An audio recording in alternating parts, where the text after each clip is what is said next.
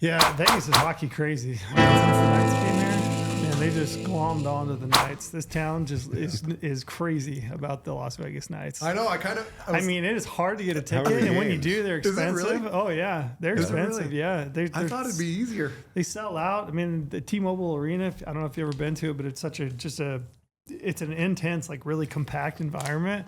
Sure. Man, those games are wild. Yeah. Dude, hockey and soccer games, I feel like, are the funnest games to go to. I agree. Soccer's my jam. Oh, that's what my kids play. Oh, yeah. Really? Yeah. So, like, we'll go, we got the USA Cup there in Minneapolis in 2 weeks.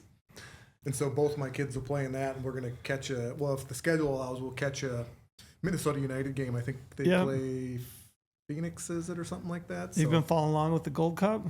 Oh, a little bit, yeah. They play tomorrow. Yeah. U.S. plays tomorrow. Yeah. Well, we just watched USA play Costa Rica here. That was a close one. Yeah. we should have pulled that out. Yeah, it shouldn't even really been I always close, get depressed about American soccer because, I mean... it's starting to get a little bit better, but... It is and it isn't. I mean, I don't know. I look back. I'm in my 40s now, so 46, but my oldest is 20, and, I'm always talking to him like the golden age of like Landon Donovan and Clint Dempsey, and I'm like, that was what, like, we were better then, I feel like. Yeah, we were. Yeah, we were. Absolutely. Absolutely 100%, we were. 100%. And you wouldn't think that'd be the case. You think we would like progress. We would be moving this American soccer program along, and we just... well, I feel like the reason we haven't, though, is because of everything has become so... Like, if you play football now, you only play football. Like, everybody just plays everything year round. There's training and camps. And I think that's hurt soccer in some sense. Do you want to hear my take? I'd be interested in what you think. People are going to hate this portion of the podcast. A lot of our our national team players are like dual citizenship. Like they were, German father and American mother, right? And a lot of them grew up overseas and play soccer overseas. Yeah.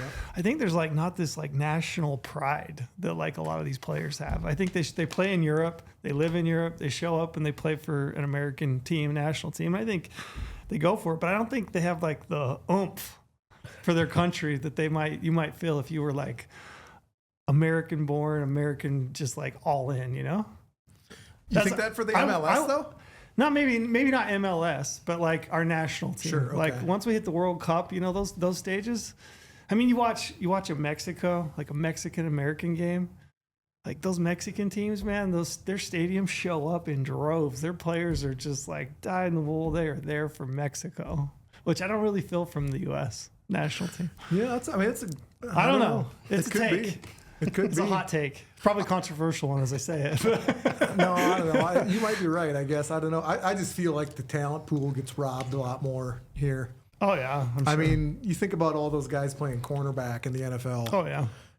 We spread them thin. Like there's just like Europe doesn't have, like in Europe. They all play soccer. Soccer is the NFL, right? I lived in England for a few years, and you would look out at like an elementary school, and they would be playing soccer 4 different ways.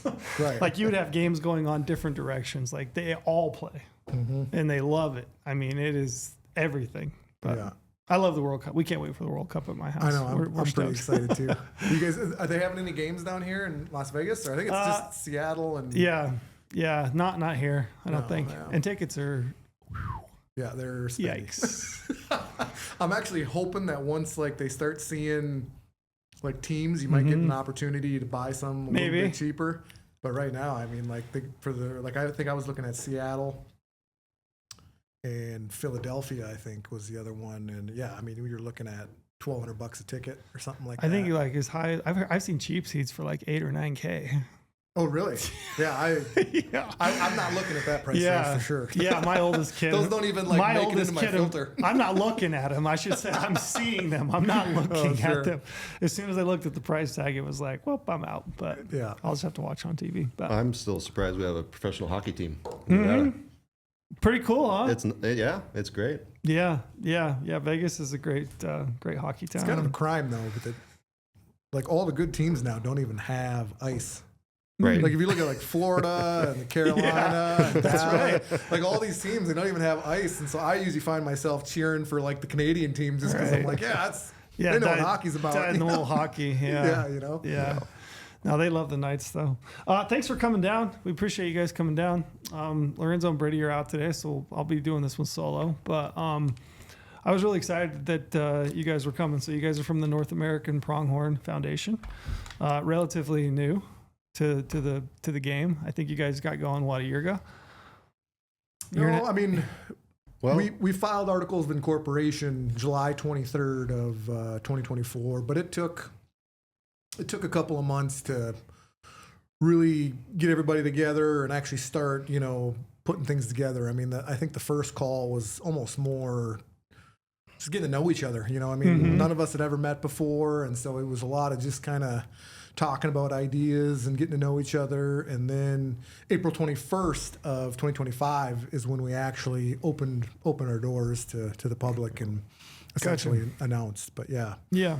I was excited just because they're one of my very favorite animals. Like the older I've gotten, the more I absolutely love pronghorn, and I love pronghorn hunting.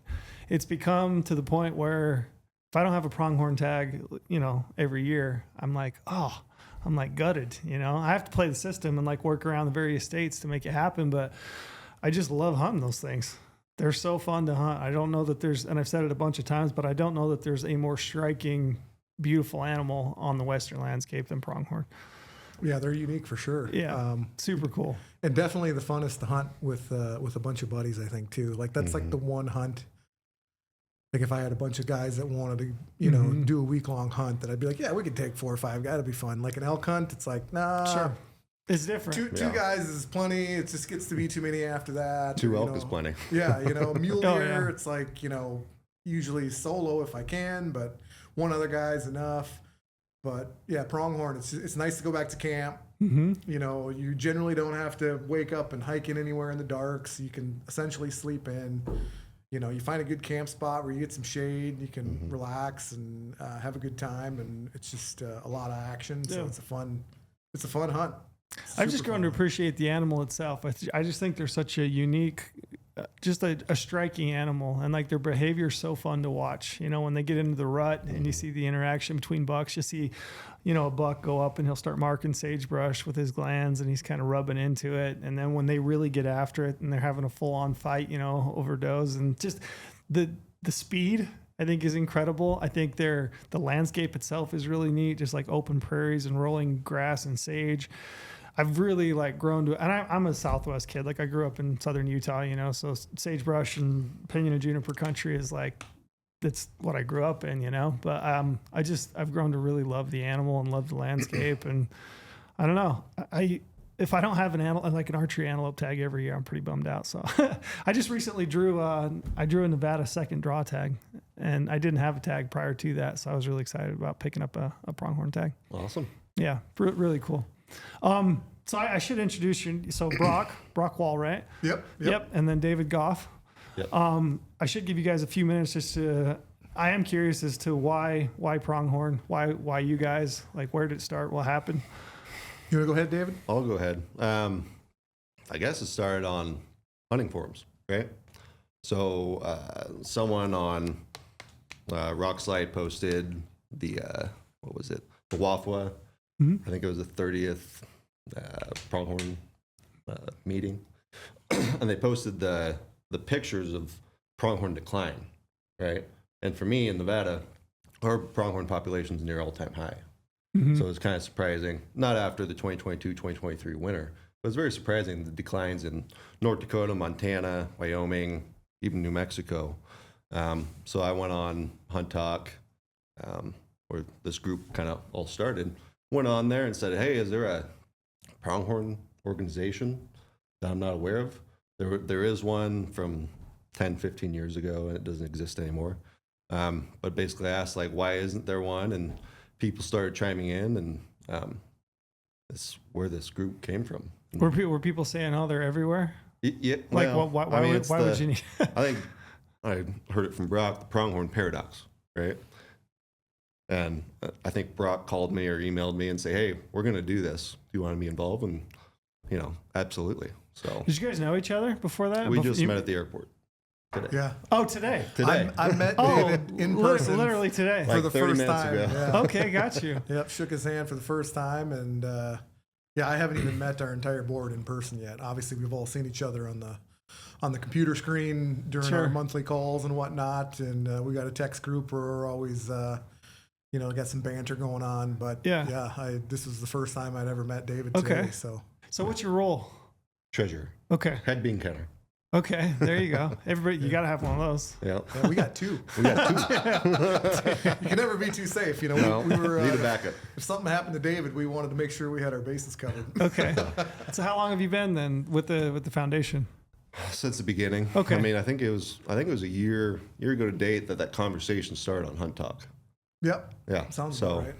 you know, Were you on Hunt Talk as well? Were you Yep. seeing? Okay. That's where I saw it too. And I talked to, I know Randy a little bit outside of, Hunt Talk and some of that other stuff. And I just, I think I'd had a phone call with him or something and brought it up. And He's a pronghorn nut. yeah. And then after that, I was like, well, I'm usually not one for sitting still or not overloading my plate. So I just said, well, hell with it. And I think I filed articles of incorporation just sort of without even putting much thought into it. And then I just went out on the Hunt Talk and said, hey, I filed articles of incorporation. Anybody wanna help?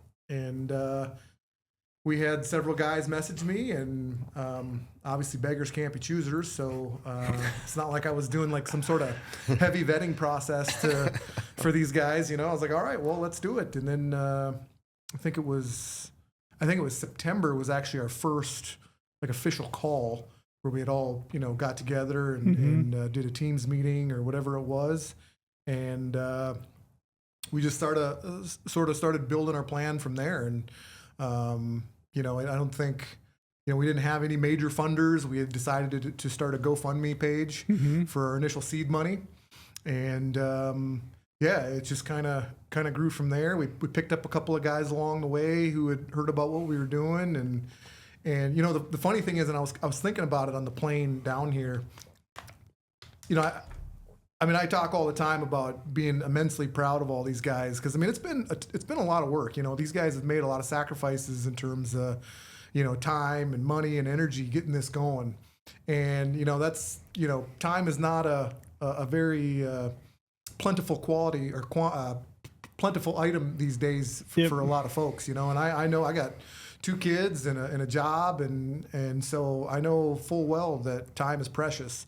And it really was kind of interesting to me. Not only have these guys, done a really great job, put a ton of work into this, but I always just find it interesting to me. It almost seems like somehow the stars just aligned, and we just got the right group of guys together too. We got a couple of bean counters who had the right experience. We got, Eric has done a fantastic job with, our written content. He drafted the bylaws. He does a lot of our, that document formation and things like that, business plans and things like that. We got some guys who worked in like that marketing and branding and merchandise area to come on board. And so we just had all the right guys show up and say, hey, yeah, I'd be willing to help. And I don't think we could have done it without any one of those guys playing their role. Brian has been super, super awesome and helpful with, the store. And, if you'd have told me, 6 months ago how big of a lift shipping was, I would have never believed you. Yeah. And it's been like just this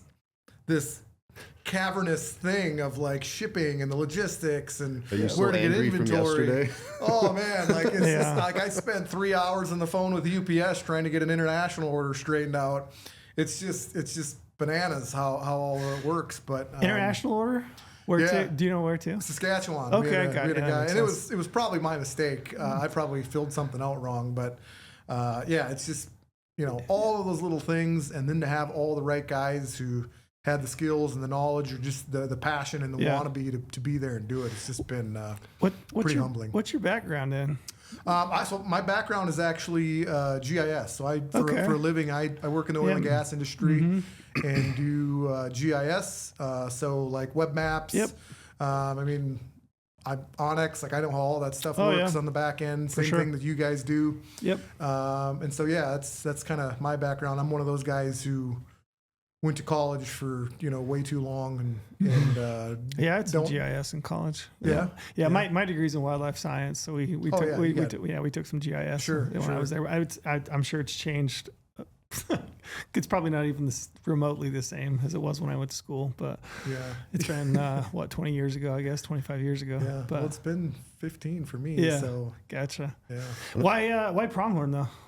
It's interesting. I'm captivated by the fact that you guys were just kind of kicking around ideas via forum. And I do have to say that Brock is selling himself short because it was probably like herding cats. Since we're all digital all the time, trying to get people in line. I like to say it's like trying to keep cats in a bathtub. That's what it's like trying to get Brady and Lorenzo and everybody on the same schedule to like actually sit down and podcast. So yeah, I get that.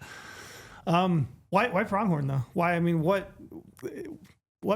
is there a passion for pronghorn for you? Is it different than mule deer or elk or? I mean, I think it's a mixture on our board. I think we have a few guys that pronghorn is, probably one of their favorite species. For myself, I mean, any of the Western, whether it's elk, pronghorn, or mule deer, I mean, I love them all. And they're all a part of my passion for sort of Western hunting. But I think a lot of it was just, why the hell not? I mean, I think, with growing population, growing demand for Western hunting, all of the development that's happening, we just felt like, how could there not be representation for this animal? There's enough overlap, especially with mule deer, where like things that benefit pronghorn are going to benefit mule deer, sage grouse, other those terrestrial species, and so for us it was just like, man, there's just no reason not to do this. I mean, what's the worst that can happen is we peter out and fail, I guess. I'm usually too stubborn to accept defeat very quickly. So for us, it just seemed like it was all upside and all good things that we could potentially do. So why not? There's no better time to start than now. What drew you in? I mean, as you said, they're just awesome. Just the striking colors, the speed. The hunting, the table fare. Yeah. I love to eat them. I think they're the best. They're my favorite. Yeah. They're right up there for me. And then, I don't know, just the places they live. They can, out in Nevada, especially in certain parts of northwestern Nevada, they'll be out in the playa dust. I have a picture of me with a dead pronghorn and a UTV that we had to pack out a couple miles, and I'm just covered head to toe in dust. You're like, how does that thing live out there and make a living well? Yeah. So, and the steep declines in that big winter. It's pretty sad to see. Were you guys within this forum? Were you talking about kind of the current state of pronghorn? I mean, what was the issue that you saw for, in essence, like the creation of a foundation? Was it? It was that WAFWA working group, or that WAFWA workshop. Gotcha. That really kind of prompted the conversation. Those graphics got posted, and that's kind of what started a little conversation about why those declines were, or, what's going on around the West with pronghorn. And that's really, I think, what prompted that conversation. Gotcha.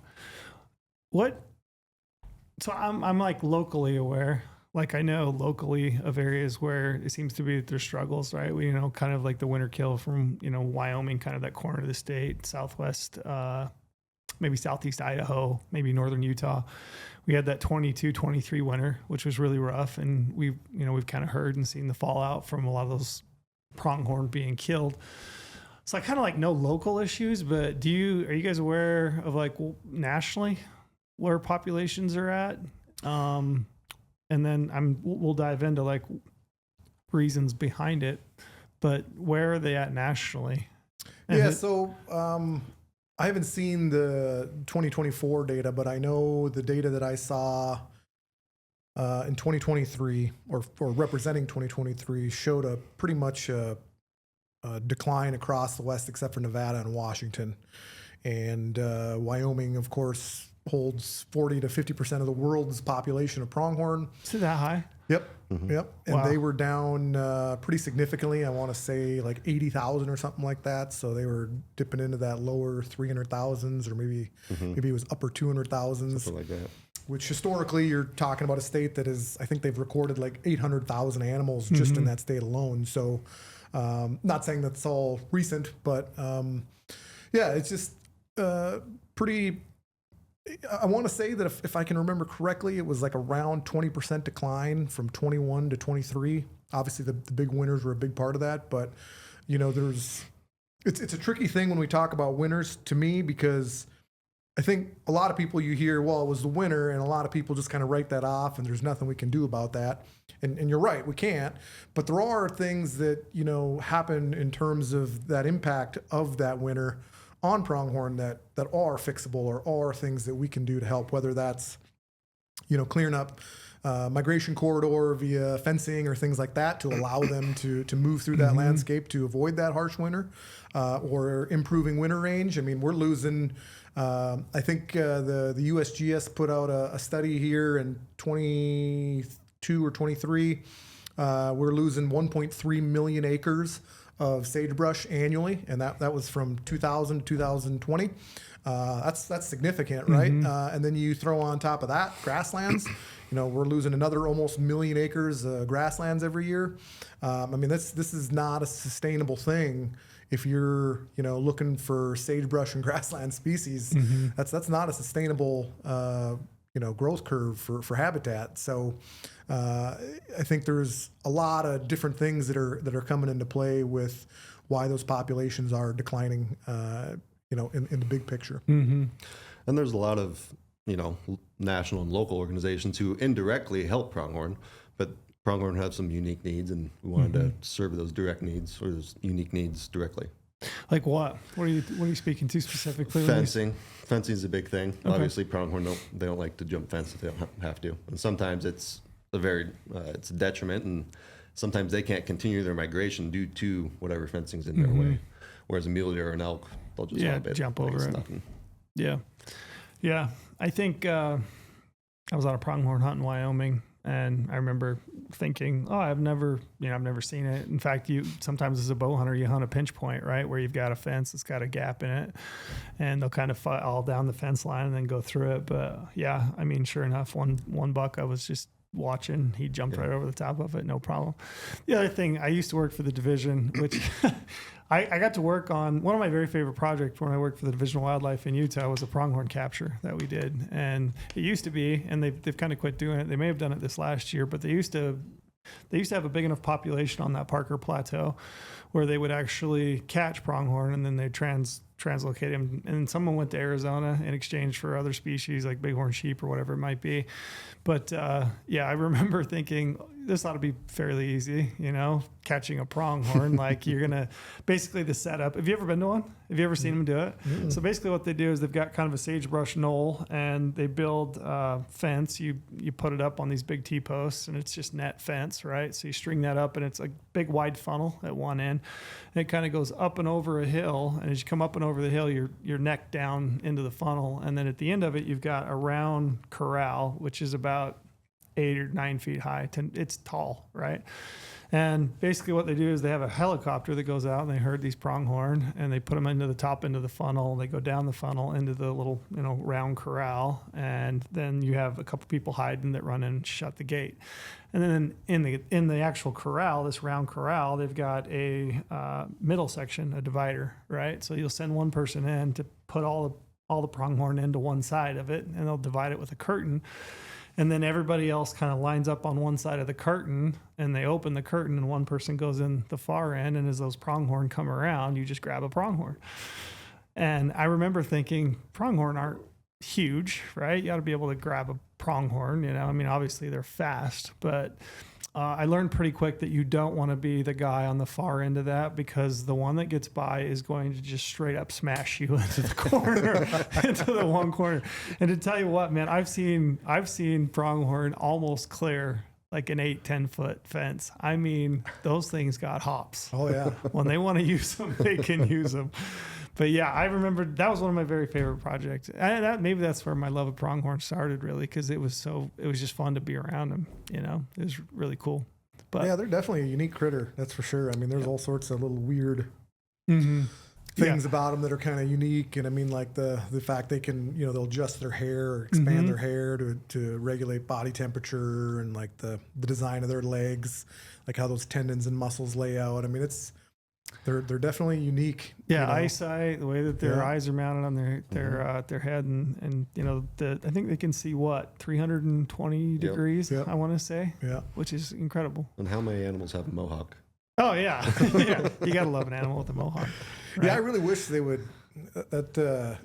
So I've never hunted pronghorn out of a blind before. Like I've never sat water holes. Everything I've done is spot and stock, and that whole sight radius has always been the one thing that's always been a little bit of a challenge to. I've hunted them out of a blind a lot, and I really like it. And I've been pretty open about talking about it. Sure. It seems like people, they kind of poo-poo on it, like, oh, you hunt out a water hole. I don't care. I could care less. But to me, it's like one of my favorite hunts of the year because I get however many days I want to just, I sit in a blind, I read books. I read more books in 5 days than I do the rest of the year combined. I'll sit from dark to dark, read. It's hot. I don't care. I'll pack a little cooler with some Pepsis and a sandwich, and I'll sit and, drink Diet Pepsi and read books. And the cool thing about it is I'm digressing. We're going to talk habitat here in a sec, but I like that I just get to watch pronghorn be pronghorn. Like I can watch them come in and work the water hole. And usually you can sit there with your binos and look out the blind. You can watch them kind of on the horizons and watch those does work, or those bucks work does. But I just love it. It's cool. Yeah, cool. I don't think I could sit still long enough is my issue. Yeah. I'd have some challenge. I should have been a whitetail hunter because I love sitting. I can sit. Well, in Nevada, the season's so early. Like you can just August 1st. August 1st. You can just start then, right? I'm helping a buddy with his archery pronghorn hunt in Nevada. We're already scouting and putting out cameras and looking for bucks. We might have to talk after. So let's dive into I want to talk your initiatives, right? Like what you're actually trying to do and where you focus your efforts. You reeled off a number of things. So you've got habitat degradation, you've got a loss of sagebrush, migration.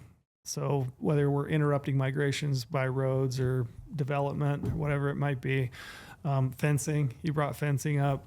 How do you tackle it? How do you prioritize it? And maybe you could speak a little bit more in depth to sagebrush. What do we do? Yeah, sagebrush is actually the thing that I would call the biggest challenge.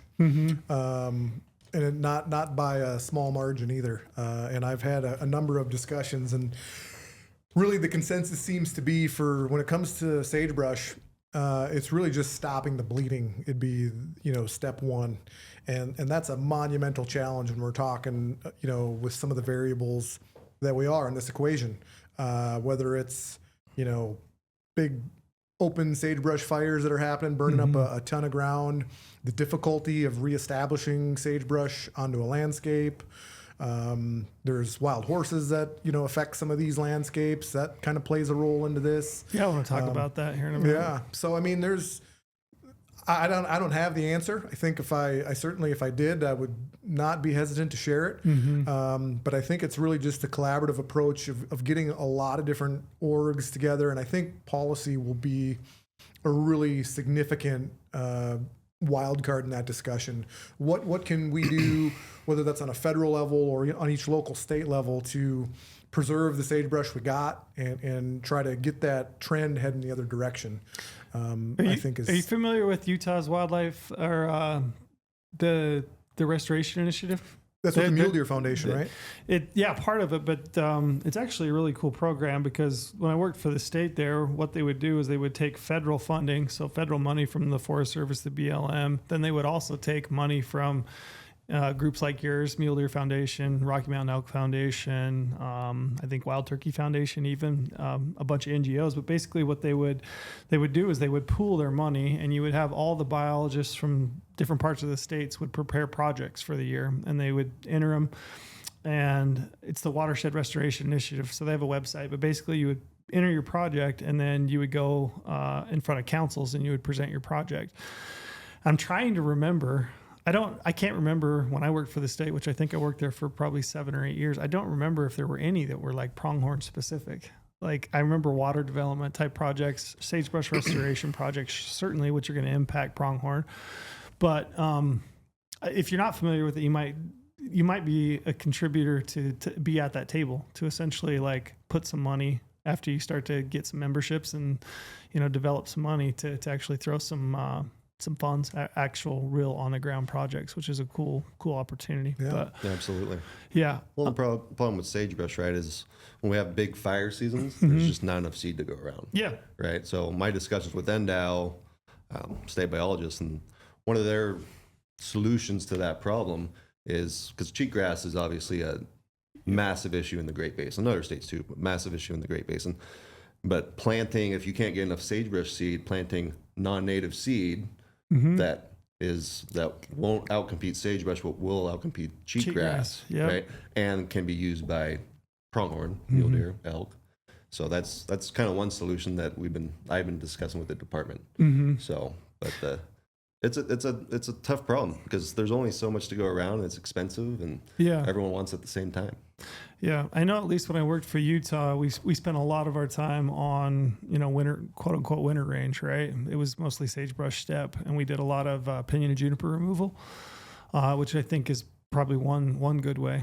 And then we did a lot of seeding, and whether it was if we were removing pinyon and juniper by mastication, like we had bull hogs that were chewing those trees down, which is the preferred method because it's expensive. It's really expensive. But you provide that duff layer, which essentially will like hold moisture for your seed that you planted, whether it's sagebrush or other grasses or forbs. But it's so expensive.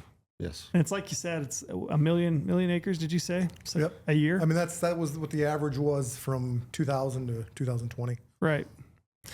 Yeah. And more of Nevada, Great Basin has, become like tier 3 pinyon juniper, and it's basically unrecoverable. Yeah. And it's now just like monoculture bedding habitat. Yeah. Yeah. When it gets to that point where you're basically shaded everything else out and you've got no understory. Yep. Yeah. You've basically eliminated all forage value. Yep. Yeah. Yeah. Yeah. The sagebrush plug situation is really no more conducive to making a ton of progress. The plugs are hard to get and limited sources for them, and the planting success can be somewhat low depending on weather and spring variables and things like that. But yeah, it's there's no easy answers really. I mean that's kind of what's I know that the conversations happening around solar make me really nervous with some of that stuff too. I mean, it's personally, I'm one of those guys specifically for wildlife that I feel like nuclear needs to be, what we need to be going towards. And like these conversations about wind and solar to me just aren't, I just don't see us getting anywhere real productive when it comes to habitat. And until we can move on to nuclear energy, like we're just going to be kind of spinning our wheels arguing about solar projects, so. Yeah, I mean, you drive through Nevada and you'll hit a solar field and it's just blinding, and you look at it, there's nothing living there. Nothing can fly over it. Nothing can live under it. It's just so hot. Yeah. So. Yeah.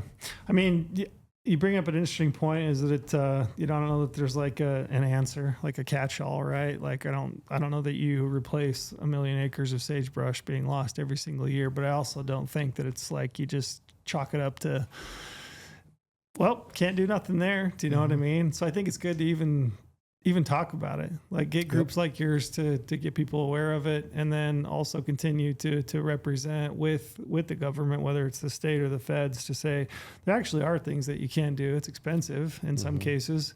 I know that when I worked for the state, the BLM, so we would work in conjunction with the BLM, and we would try to do chainings because chainings are cheaper, right? We can roll a big anchor chain between two cats. We can pull those juniper out, but man, it was just constantly litigated. I mean, you couldn't hardly do a chaining because it just was so much red tape to cut through. Yeah. But I think things like that, when you get a group of somebody that cares about pronghorn, you care about sage grouse, other wildlife, almost as like the other side of the pendulum, right? So it's like, yeah, you are removing some trees, you're making some disturbance, but it's also necessary to try to restore some of this back to a state where it naturally existed. Yeah. I mean, I think too, you the way you highlighted that, I think is important, because it's going to take, when you look back, I mean, I'm not that old, I'm 39, but even in my lifetime, I've seen sort of these trends or these fads that become, hot topics of discussion, right? And like right now, just with a lot of the work, like groups like the Wyoming Migration Initiative are doing, like the migration corridors is just a hot topic, right? It's popular. It's flashy. Yep, it's flashy. Yep. It's something that's easy to share on social media, and I feel as if, and maybe I'm wrong, but I feel as if in my lifetime, or at least in my adult lifetime, we haven't really had that happen with sagebrush. No. Like the Grasslands Act that, popped up. I think it was the first time was in 2021 or something like that. Those are, to me, like we need to get there. We need to get to that part of the conversation where it becomes more of a national topic, and it becomes sexier to talk about when we talk about restoration, or what's happening to save those ecosystems. And until that happens, I feel like it's going to be an uphill battle. Yeah. And it's just going to be a lot of trying to do as much as you can, like I said, to hold your ground and make sure we're not losing it at that same route or same rate, and hopefully we can get to a point where we can start, like I said, returning or reversing that course and moving things back in a better direction. Yeah, I think even just saying it, I mean, highlighting the fact that, hey, you're losing 1 million acres of sagebrush ecosystem a year. I think there's value in saying it sucks, but it's also people need to be aware of it, right? Yeah. Yeah.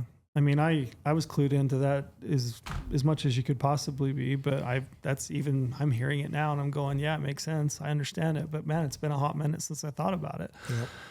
And talking about overlap, right? Our mule deer populations in Nevada are in the toilet, and our sagebrush we're losing X amount of acres every year. Whether it's cheatgrass or sagebrush or feral horses. Yeah. There's always overlap between species. But my mom and dad are from Indiana, and they moved out west because my dad loved the West. He wanted to hunt, and so they moved to Utah from Indiana. But I remember many trips with my mom. We'd be driving down the highway, and she'd look out across the sagebrush and just be like, "There's nothing there," And I'm like, "You couldn't be further from the truth. Like, there's so much there. It's incredible landscape. You get out into it, all the little rolling gullies and just different animals that exist in that landscape. I remember thinking, you're crazy." Oh, it's my favorite. It's my favorite landscape too. by far. Yeah, mine too. And don't get me wrong. I mean, almost every year I try to get out in the mountains and elk hunt. I mean, whenever I can get a tag, right? But I mean, if I could pull any tag for any of the big three, elk, deer, pronghorn, and I had to pick a litter, I would always pick these open, prairie type sagebrush units. I just have a blast in them. I'm a fifth generation North Dakotan. I can take you to the very spot where my great grandpa Wilhelm first settled in North Dakota when he came across Ellis Island there. So I'm a prairie boy through and through, and I feel really at home in those wide open, landscapes. And so I'm sure that's probably what fuels me to really favor those landscapes. But it's a little bit of I remember my first hunt in the mountains and just looking around and seeing all the dark timber, being like, how are you supposed to do anything in here? Yeah, I just like the expanse. I don't know, I could go on for about it. But there's like a nostalgia, like a loneliness almost out there. You feel like you're so far from anything. You get like, to me, it's like I felt the same way when I went to Alaska and hunted caribou. We flew in, we were 80 miles flight, and I remember being dropped out on the tundra, and I just felt like I felt minuscule. I felt so small. I got like this sense of like the grandeur of the world, and I was like, this is an incredible feeling. Like I liked it, and I feel that way in pronghorn country. It's just, you get this sense of like, man, there's just so much open space. You can feel alone. Yeah, and I love it. Yeah, I like it. Yeah. I keep digressing. Can we talk about feral horses? Yeah, let's do it. When's my flight? What do you think? Did you guys listen to the podcast when we had Jenny and Joel on? I did not, but I know Joel. Okay, gotcha. So, and Jenny's awesome. Yes. I don't know if you met Jenny. Jenny's phenomenal. I've not. Worked at been the in some BLM. meetings with her. But I mean, I learned so much. I think what she's trying to do is super cool. Yeah. I think, she's just an absolute warrior for the subject. But what are your thoughts? Are they a detriment to pronghorn? Absolutely. I think the scientific literature supports that. And I've seen it firsthand just in Nevada. One experience I can recount from years ago was watching an adjacent unit from what we were scouting. There was a water hole, and there was one pronghorn buck coming in. There was probably 50 horses around it. The pronghorn buck went in, and it looked like he got in a fight with a horse, and the pronghorn buck never came out. Really? Yeah.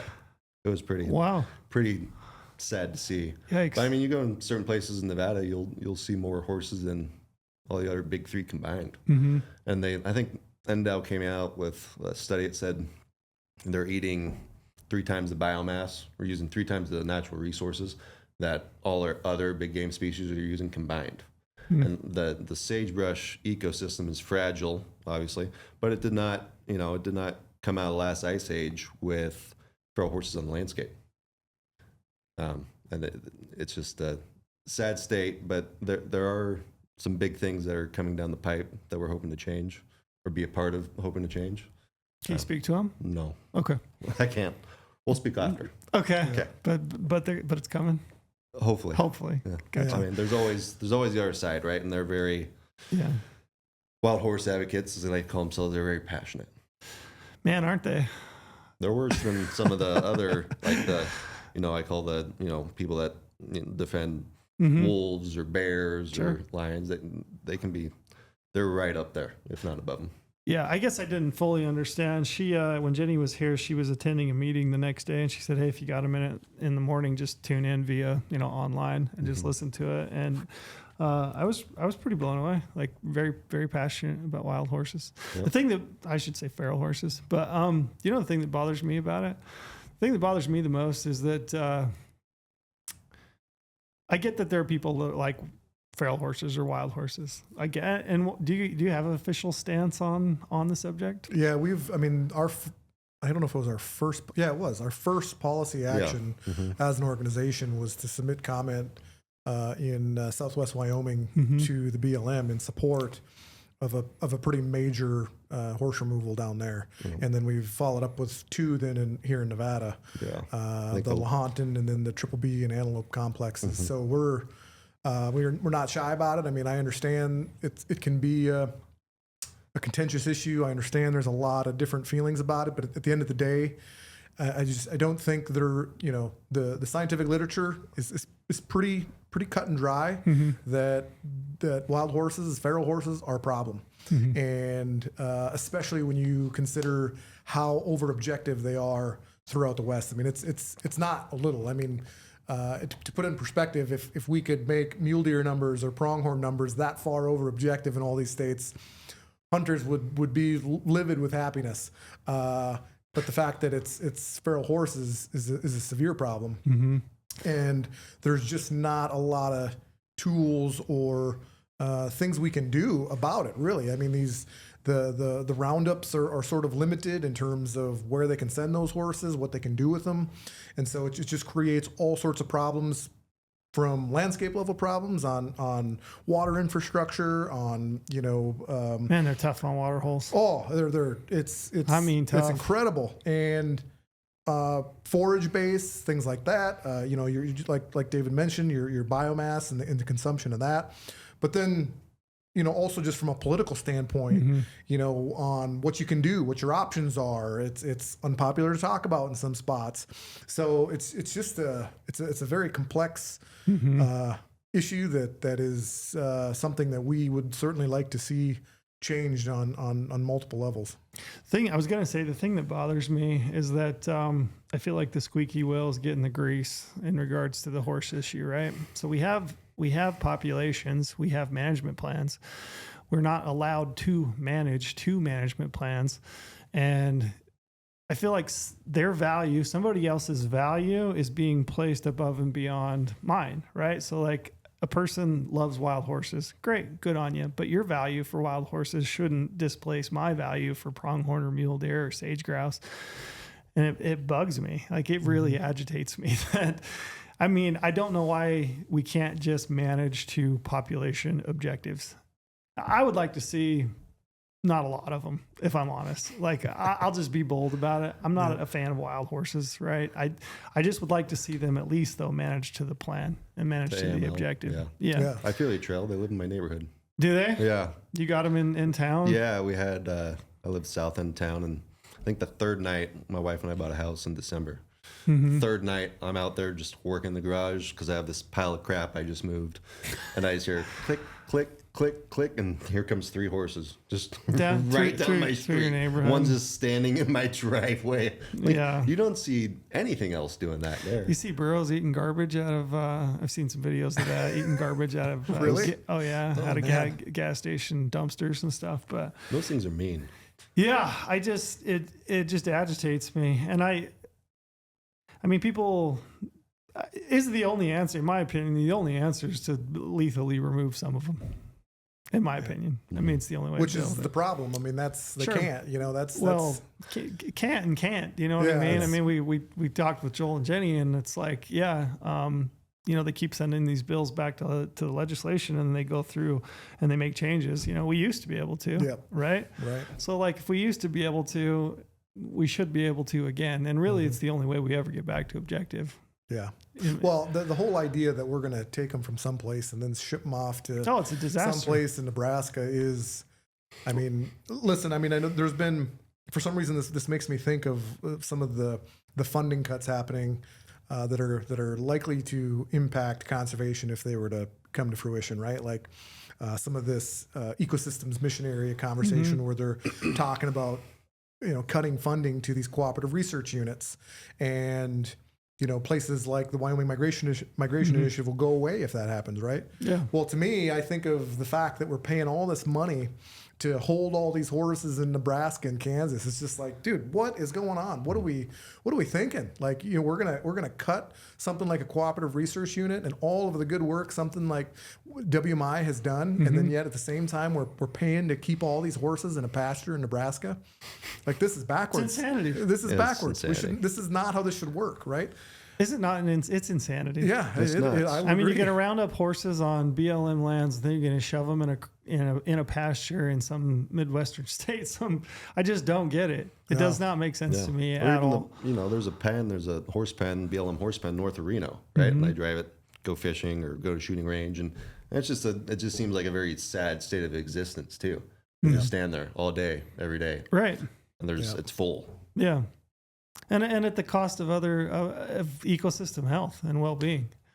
Yeah, you know, on the landscape. I mean, Nevada, you can't go anywhere. Western Utah is the same way. I mean, I live in Cedar City, so you go west into the Southwest desert, and I think the biologist told me last time they flew that they for elk. So they were doing elk counts. They weren't even counting wild horses, but they just started counting them as they saw them, right? And I think elk objective out there, I want to say is like 1,200. I think they quit counting horses at like 850 some, and that was just what they were seeing from a helicopter. Yeah, it's something that I would like to see more movement on from the entire conservation community. But you know, like I said, it's a tricky topic, and I think that the general sense is that there's been, at least lately anyway, there's been some other more pressing issues, and I Sure. think it's tough to get the hunting community to, you know, But be multitasking in terms of policy stuff. You know, it's a challenge enough to get them all to focus on one thing, like this recent public lands victory, which has been awesome. Yeah, I wanted to ask you know, you about that. it's pretty rare to get Yeah. even everybody focused on one thing like that. And when you start talking about all the different things that are going on and getting, you know, good participation, good, well thought out participation from the hunting community on that many different topics, it's a challenge. You know, it's just hard. it is challenging. If anything, I am seeing that it can be done. Sure. Like, I mean, the right, I don't know if it's timing or topic or, you know, I don't know what exactly the match is that lights that fire in people, but we're doing it increasingly so. I mean, we did it in Colorado with, you know, the potential ban on lion hunting.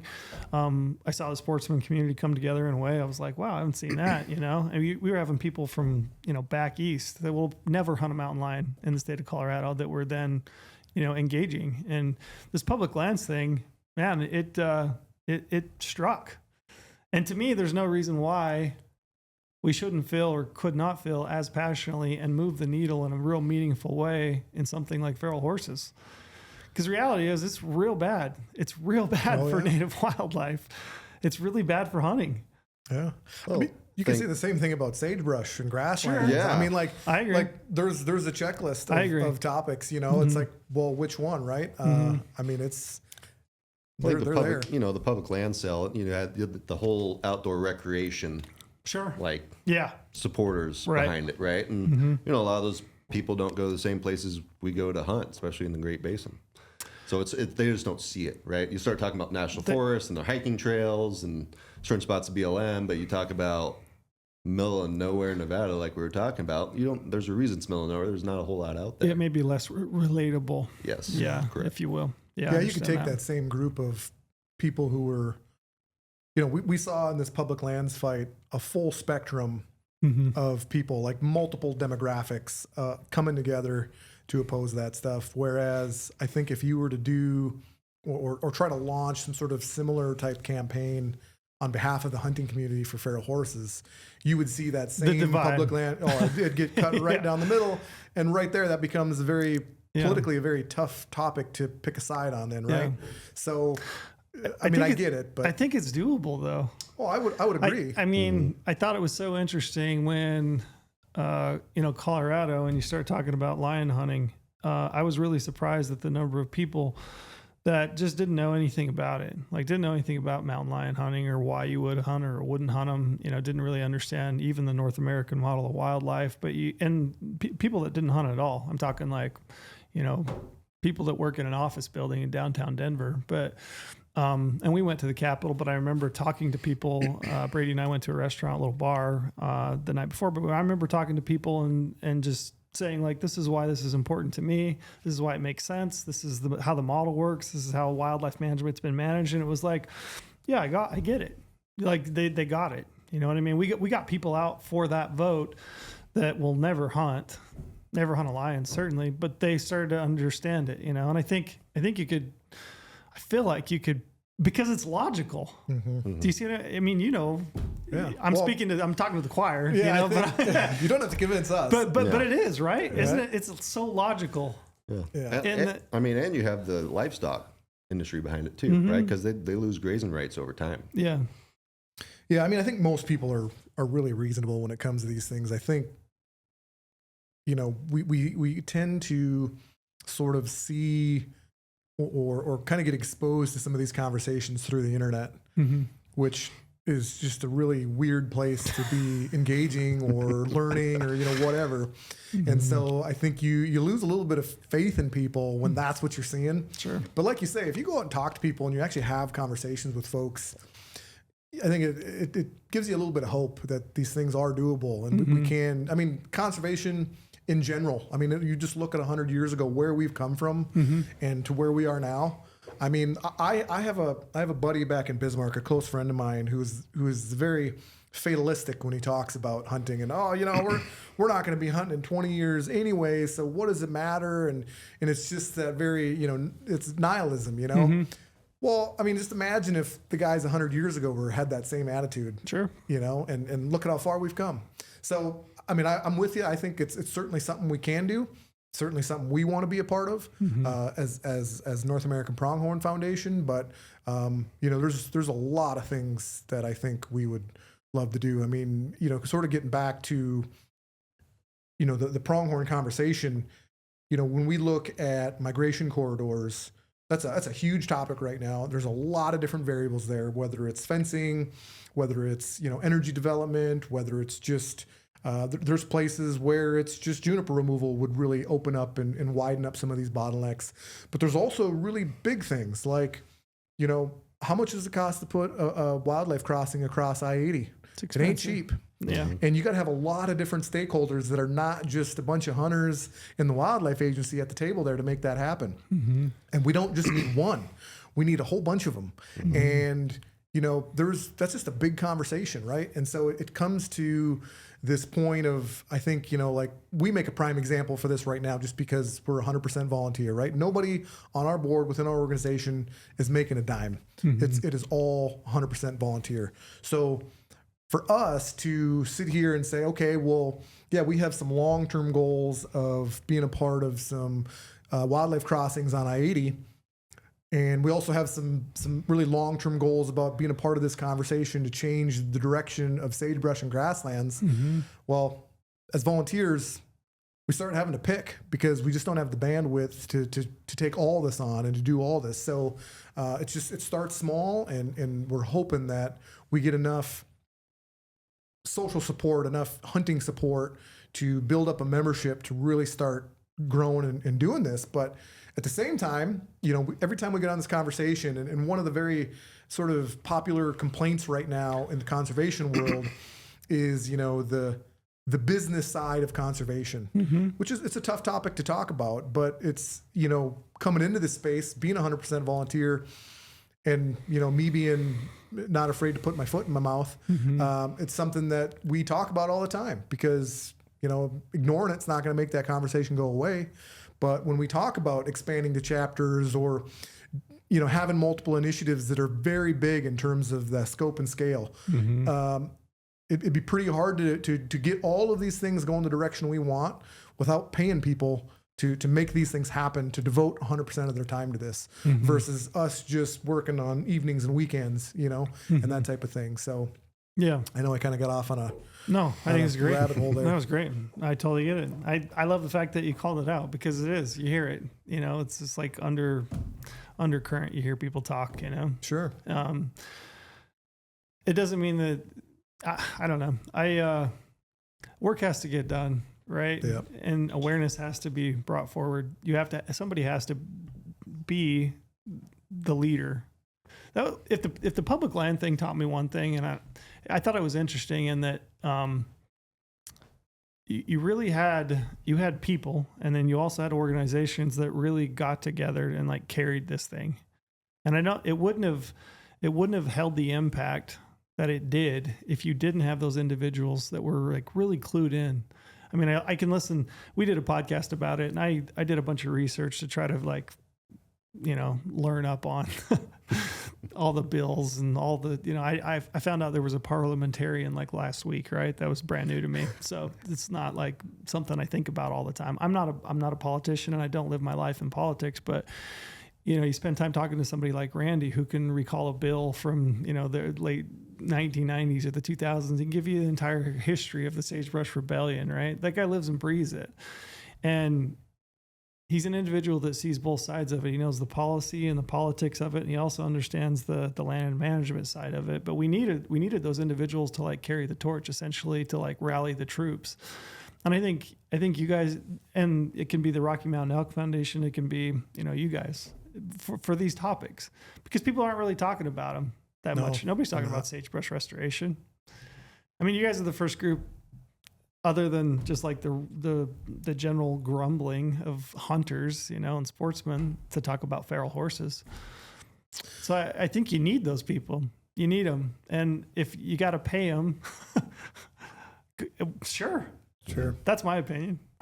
Well, I mean, in some sense, it's a measure of success, right? I mean, I think, we've talked about it before, David, where if we get to a point where we're like, we got to pay somebody, we can't do all this. I mean, that's a success. That means we've done our job, right? I agree. And we already know, like, I mean, we knew that there was a lot to be done. There was a lot of opportunity there. But I feel pretty confident right now that, like, if somebody was to hand us a blank check, we could probably, I mean, just off the top of my head right now, I could write $1 million worth of checks to fund projects, like nothing back to us, nothing back to the Pronghorn Foundation, nothing back to any of us as individuals, nothing that we have done, just straight funding projects, whether that's fencing, habitat, GPS caller research. I mean, just off the top of my head, $1 million. I mean, I could write those just checks right now. Yeah. Give me a little bit to think about it. We could probably get to 2 pretty quick, And so I think that's really our goal, is to be the type of organization that's really going to be behind those types of initiatives where we're putting money on the ground as much and as fast as we possibly can. Whether it's, GPS caller research, whether it's fencing projects, or, any of the other things that we've talked about here today, or the many other things that exist out there. I mean, that's what we want to do. And the idea of having to pay somebody to manage all that, because it's, I know it doesn't seem like a lot, but like, so we have a project where we're trying to get funded right now in Southeast Montana. It is shovel ready. It has 2 separate GPS caller projects that basically found the same location of fencing causing a problem. And so that's the first time, to at least to our knowledge, that any particular fencing project has been the product of 2 separate independent GPS collar projects identifying the same location and saying, hey, this is a problem right here. And, you know, the idea that just this project alone, it's basically shovel ready. So we didn't really have to do that much legwork, but just the amount of emails and conversations and questions and reviewing, you know, information about it and talking to funding partners. I mean, that's just one project, and that takes bandwidth. Mm-hmm. Now talk about starting a project like that from scratch and putting together the whole proposal for research and getting all the research funding together. And, you know, now talk about doing 6 of those at the same time. Mm-hmm. And on top of, you know, managing shipping and whatever else. I mean, it's a workload. Yeah. I mean, it's membership. All of it. Oh, all of it. I mean, it's and just a lot of do. those types of projects are reactive. You're trying to fix a problem that already exists, and then you extrapolate that out to trying to be a proponent for preventing some sort of action, or being a voice when some action is proposed is even above and beyond. It's a lot of work. Yeah, it's a huge scope of work. What makes a pronghorn friendly fence? I'm curious.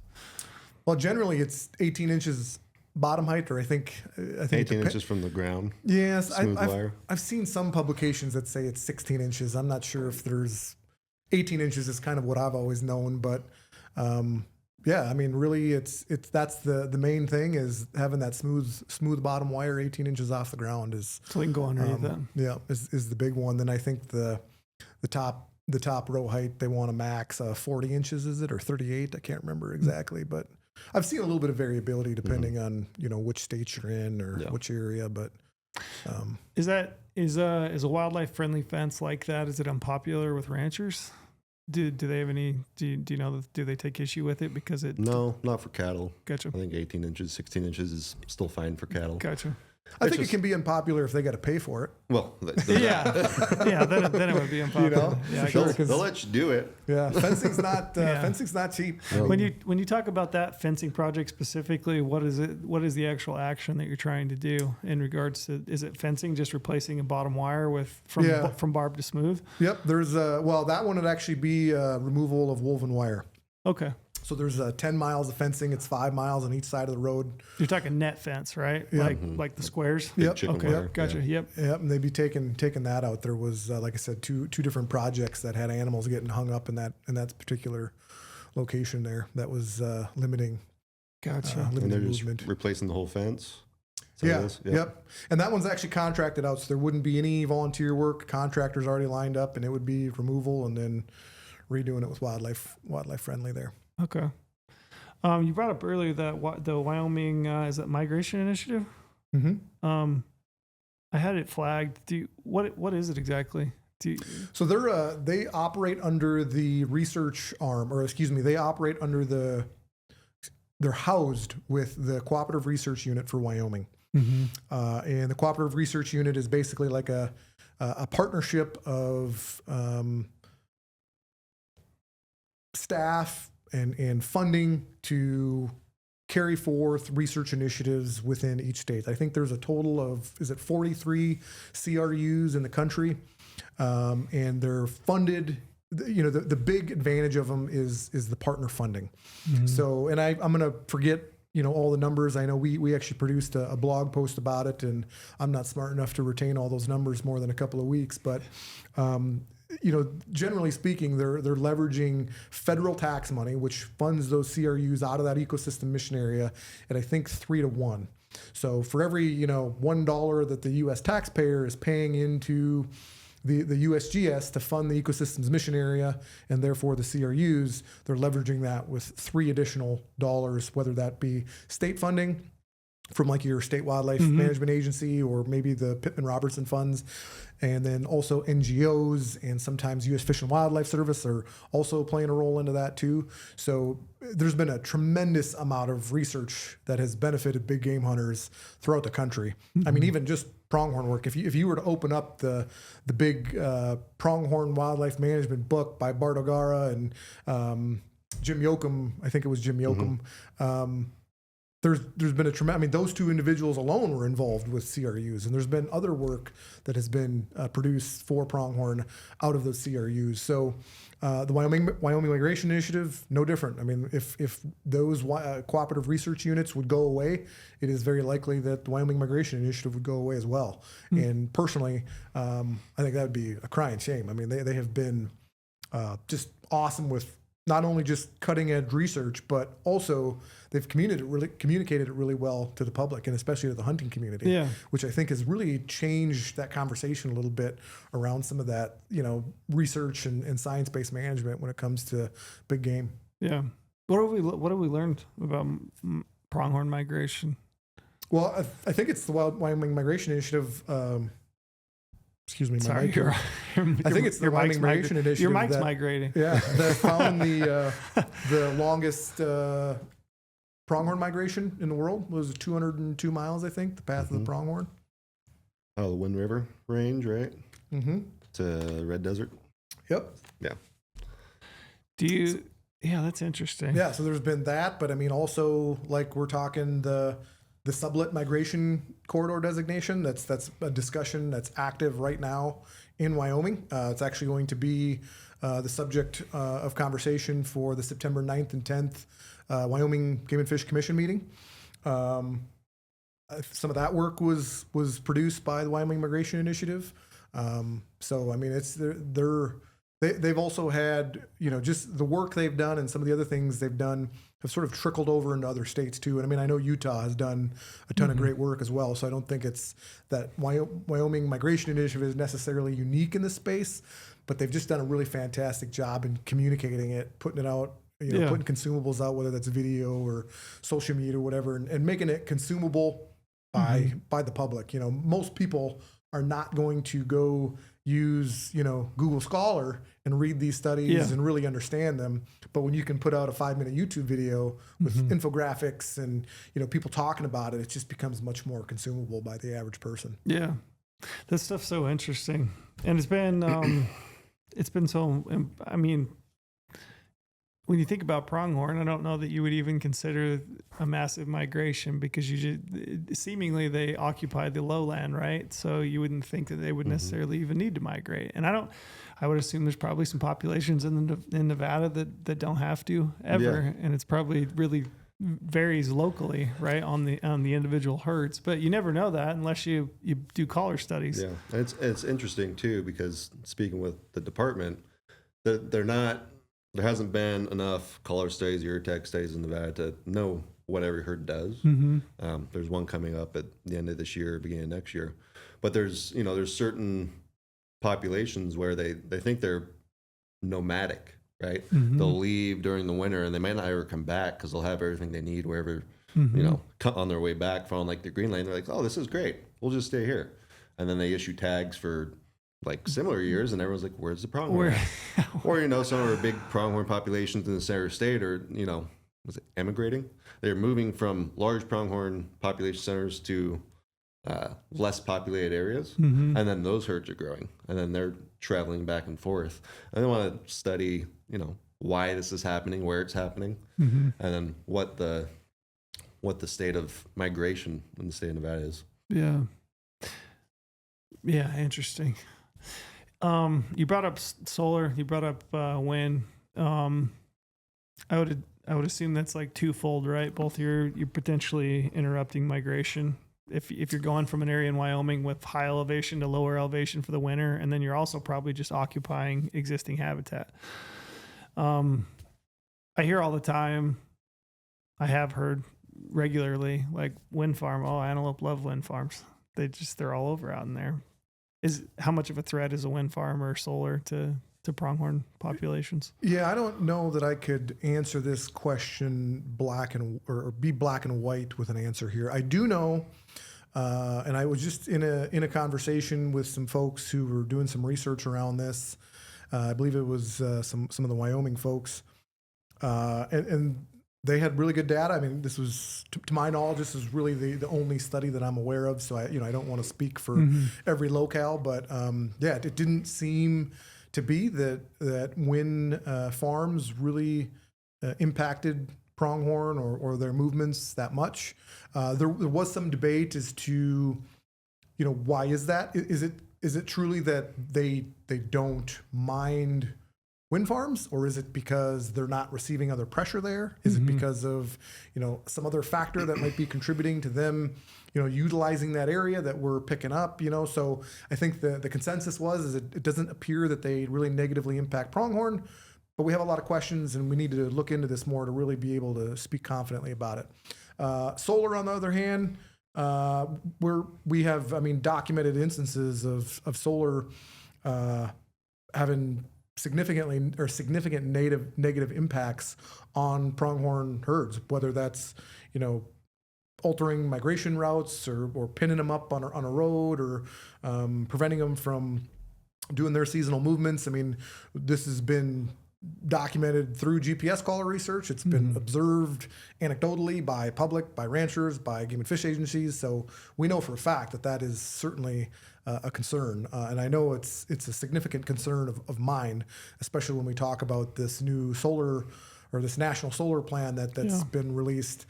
One of the first things that I thought of when I remember hearing about that plan was like, that's not good for pronghorn and mule deer. Elk can probably figure out something and might be less affected by it, but a lot of this sagebrush country and these open desert, high desert habitats were my immediate thought was how bad that's going to affect them. Yeah.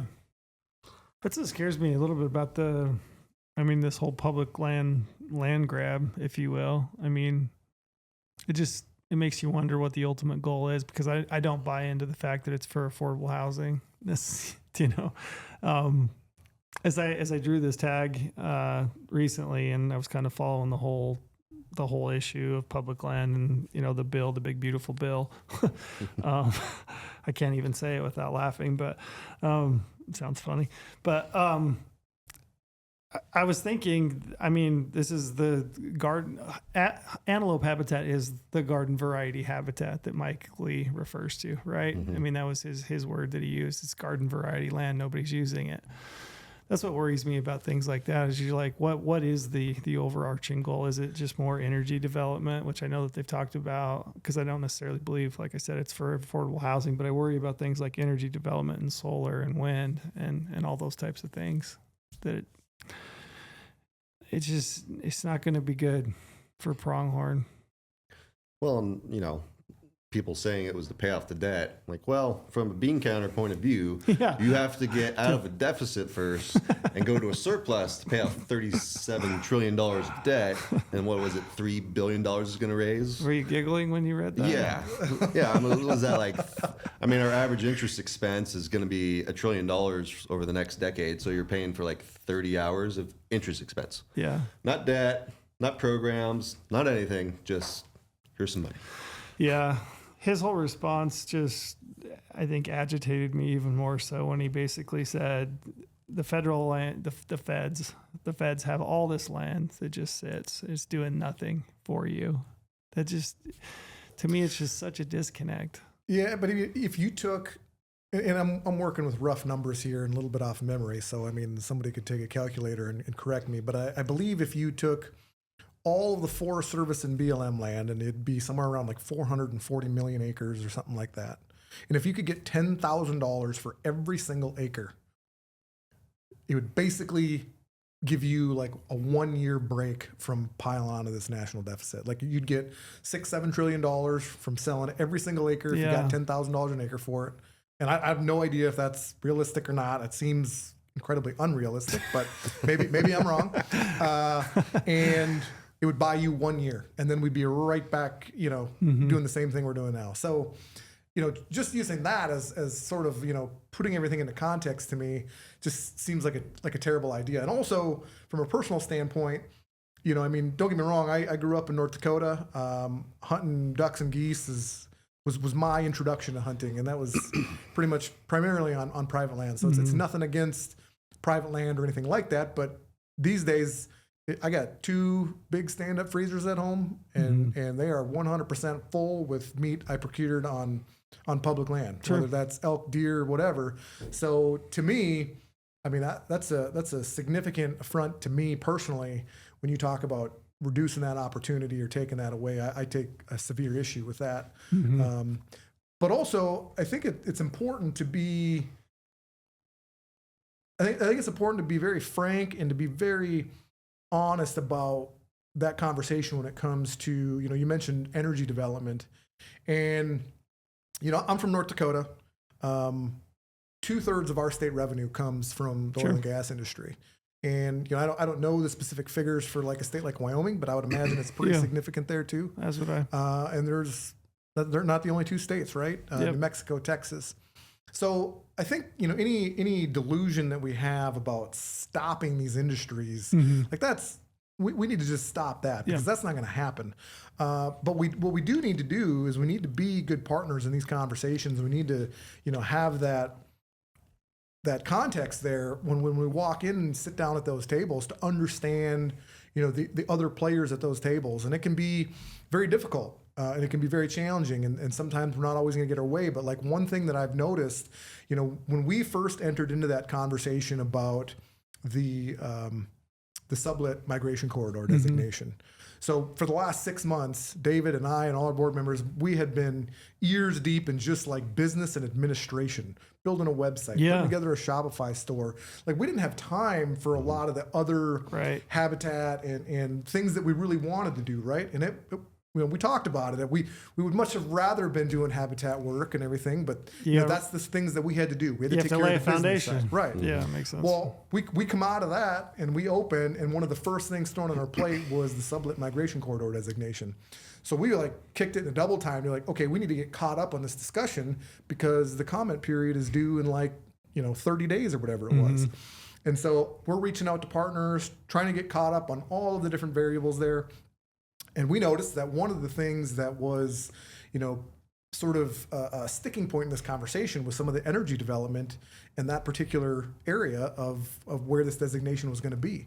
Now, I work in the oil and gas industry. And so for me, one of the first things I want to do is I want to reach out and talk to those operators. Hey, what are your thoughts on this? What do you see as some opportunities where we can all sit down at the same table and find a solution here, or find a way forward that makes sense for you guys in terms of your business plans and economics, in terms of the state's economics, and in terms of conservation. And that's not to always say that there's a solution there, but you got to ask. You got to sit down at the table and figure out if there is first, right? And I bring this example up is because when I reached out to those companies, I heard crickets. Like they were afraid to talk to me. They didn't want to say the wrong thing. They didn't, they were afraid to have that conversation. And I get it. Like I'm not throwing them under the bus right now. I get it, right? And that's a point that I would personally really like to change that narrative. I'd really like to change the way those conversations go. And kind of a part of what you were saying earlier about getting everybody on the same page. To me, I feel like, listen, we're not going to stop energy, right? We all agree there's places it belongs, places it doesn't. But what we got to do is we got to figure out a way where we can all sit down at the same table when we need to, and be able to talk about these things to figure out solutions going forward. So that way we can all kind of walk away with getting something we want and being supportive. I just feel like it's going to be way more productive than being afraid to talk to the other stakeholder, right? Yeah. I mean, it goes back to what I was talking earlier about personal values. Like we need oil and gas. 100%. I need it. I drove down here today. Yeah. Right. I didn't get here on a magic carpet. I had to drive my truck. Right. Yeah. So we need it. But I agree. The conversation needs to be had. You have to have, multiple points of view, essentially, like where I care about this, you care about that. We have different perspectives, but to try to, in order to find like the best solution for it, you have to be willing to have the conversation. Sure. It takes time and effort and nuance. Most importantly, can't blanket everything with something, and have to work with all the stakeholders involved to see if there's a compromise. Yeah. How did that work out with are you still working that with the sublet? Yeah. So we're going to plan to be in attendance in person there for the September commission meeting in Wyoming. I think there's some, I should say, did you ever get response from those companies? No, okay. I never did. Okay. I never did get any response from those companies. And I get it. I mean, like I said, I'm not trying to throw them under the bus at all. I can understand how they could be a little bit leery about those conversations and some of the concerns they have. But I guess we'll see going forward. But yeah, that's sort of a dynamic situation. And to put some of that into context, I think there was almost 600 people or 600 comments in support of that designation, and only 5 or 6 in opposition. But there's some hangups with whether or not that's going to go through in totality or not. We might be looking at some discussions around whether or not the whole thing gets designated. And I think personally, I think it'd be a crime if that didn't get designated. I think the science is there. I think the data is there. I think the historic precedence is there, considering all of the other corridors Wyoming's designated. So I think the concerns in opposition to it, I can understand them.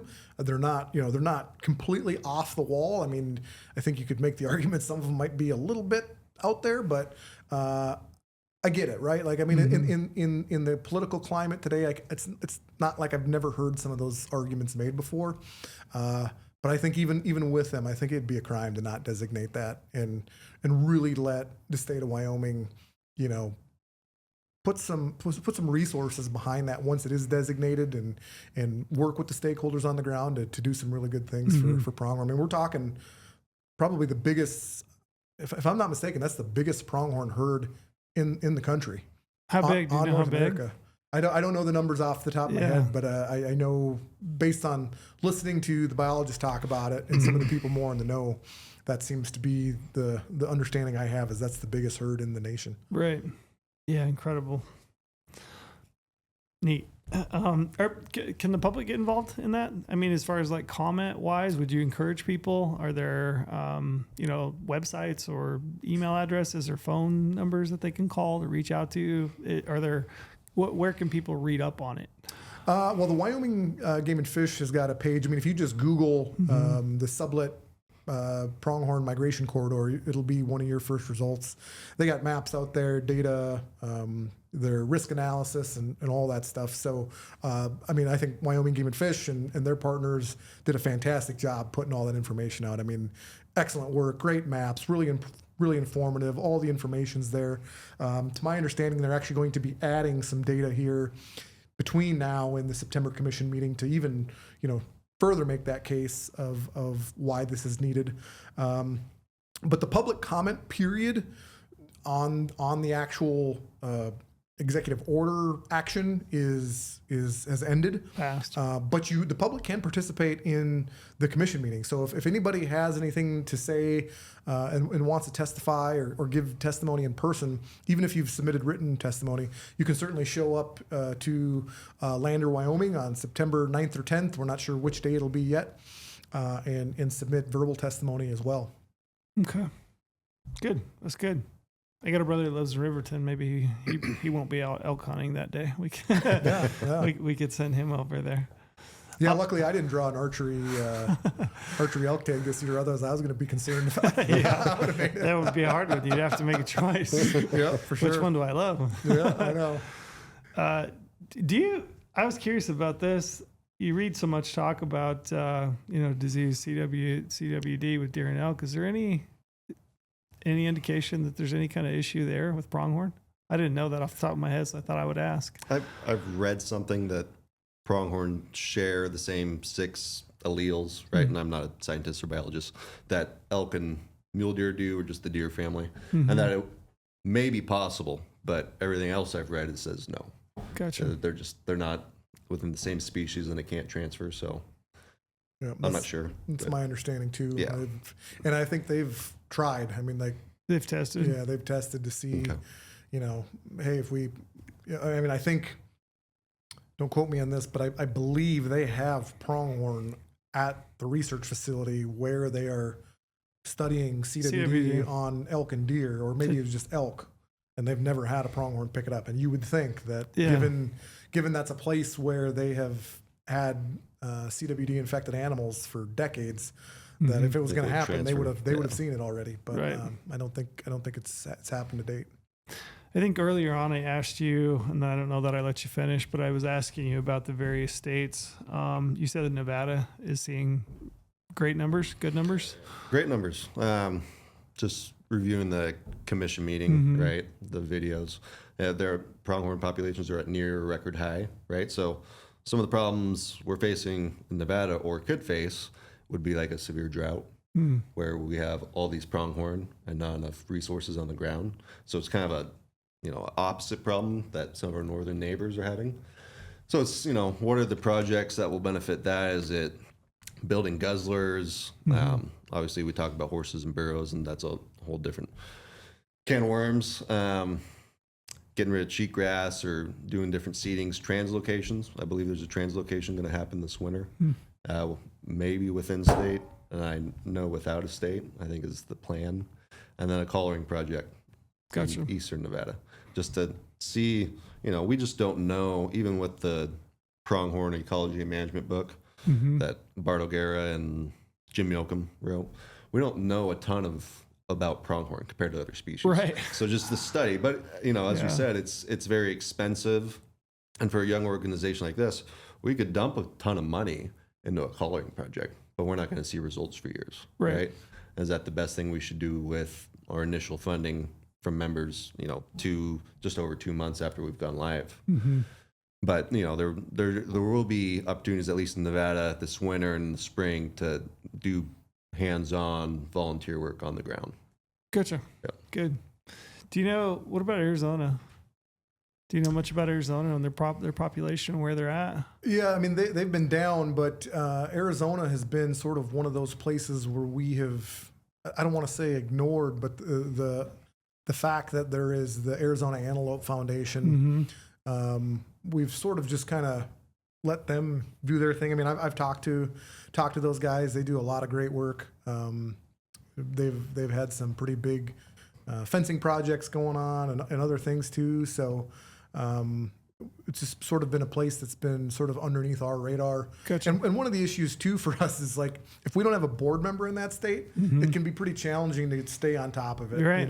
Like we just again, as volunteers, we're sort of limited to our bandwidth, and having somebody in that state. I mean, when we first started for the first, just 2 weeks ago or 3 weeks ago, we added Steve Martin from Wyoming.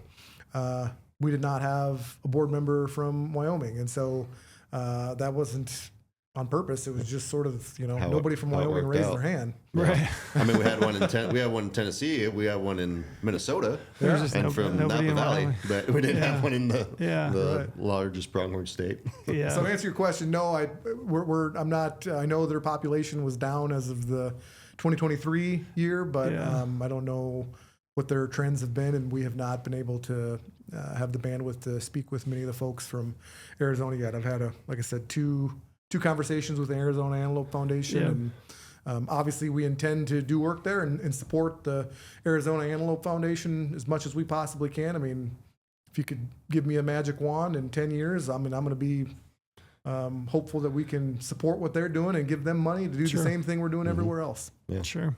And maybe cross border too. Yeah, sure. Yeah, absolutely. Up in Canada. Yeah, and Mexico. I mean, I think if we can. Yeah, absolutely. Yeah. How widespread are our pronghorn? I mean, do they get? Like, you're from North Dakota. Yep. What's it like in North Dakota, South Dakota, Kansas?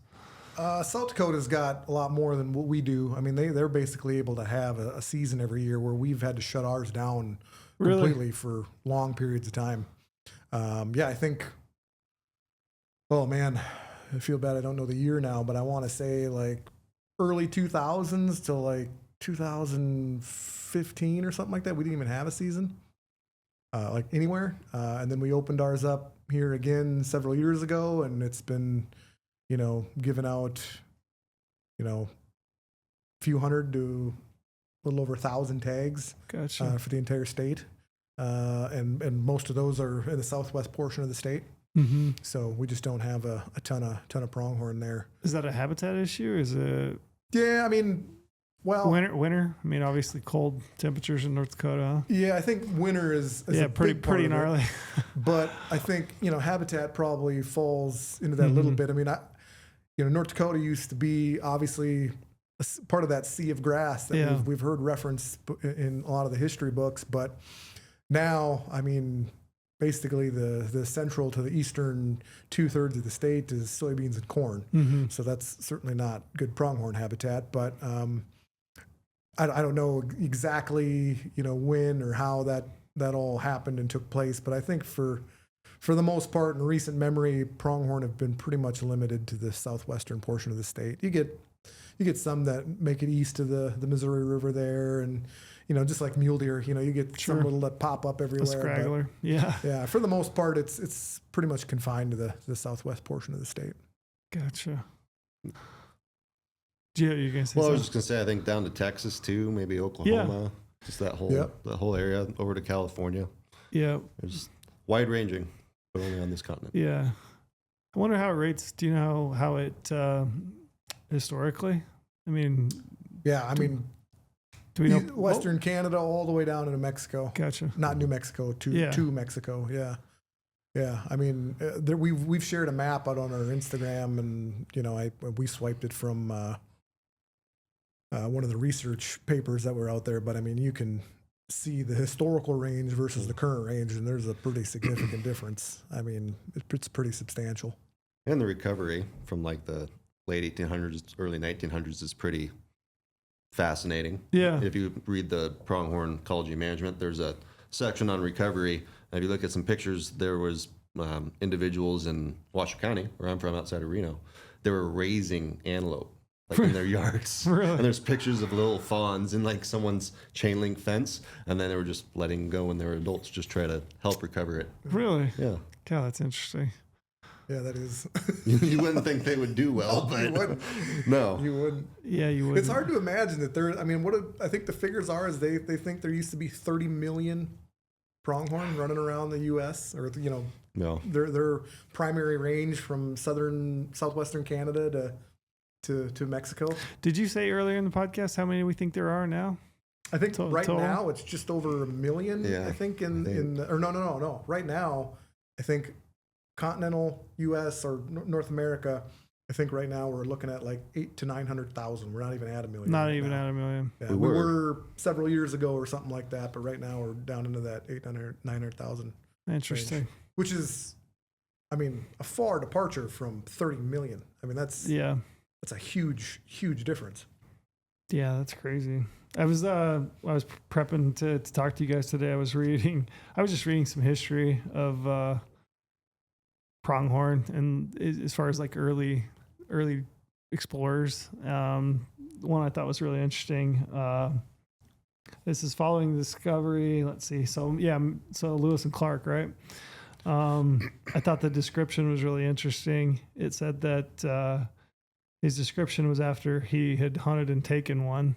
And it says, I walked to the shore to find an old volcano. In my walk, I killed a buck goat of this country, about the height of a grown deer, its body shorter, the horns, which were not very hard, which I thought was interesting because they've got that core, right? Speaks to it, the hair. And forks 2/3 up, one prong shorter than the other. And then he describes the shape round and sharp arched, and is immediately above his eyes. The color is a light gray with black behind its ears down the neck, and its face white round its neck. Its sides and its rump round, which is interesting because that classical look of a pronghorn is it's running away from you, that round white puff. rump as they puff that hair. It says its tail, which is short and white, very actively made, has only a pair of hooves to each foot.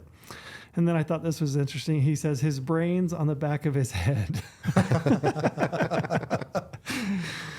His nostrils large, his eyes like a sheep. He is more like an antelope or a gazelle of Africa than any other species of goat. But I thought that was really interesting as I was reading through that because, if you were first walking upon that and you'd just barely taken this animal and you'd never seen one, I just thought it was so interesting. I thought it was fascinating how the things he would pick up on, Yeah. What time of year did it say? What time of year he shot it? I didn't say. It didn't say. But you figure, coming from the east side of the Mississippi and crossing and coming over here, like, what is that? Yeah, it would be so bizarre, wouldn't it? Yeah. But I thought it was interesting the things he picked up on. My favorite there was his brains on the back of his head. Yeah, that's funny. Pretty must neat. have been a weird thing to see that, but also then to be able to be like, well, let's shoot it and find out. Yeah, right. They're everywhere. Let's eat it. And we're watching them run. They're fast. Yeah. Yeah, that was interesting. Up to what, 55 miles an hour, I was reading.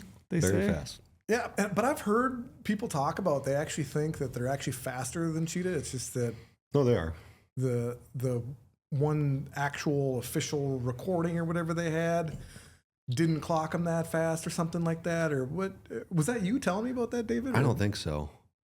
We were out scouting pronghorn early June for my buddy's tag, and we had a fawn that's probably 4, 5, 6 weeks outrun the side by side. Yeah. You're like, really? No way. That's pretty incredible. But Yeah. I mean, but you know, and how much they can maintain speed, right? Mm-hmm. You know, Oh, you can go for it. yeah. Yeah. Looking for Well, they move their pronghorn. tongues out to the side so Yeah. they can like breathe Breathe better. It's better. really weird. Or if, you know, in Nevada where it's dusty, watch them, you know, what is that? Those are pronghorn. Yeah. The Just cloud of trucking dust across as the they landscape. go. Yeah. Yeah, when they get loping along pretty good, they're fun to watch, aren't they? They have both. They can really turn it on and go full tilt, or just like that natural, just that lope, you know, where Yeah. it's just like that Just steady 30 run. miles an hour Yeah, 30. jog. Yeah, just a light 30 mile an hour jog.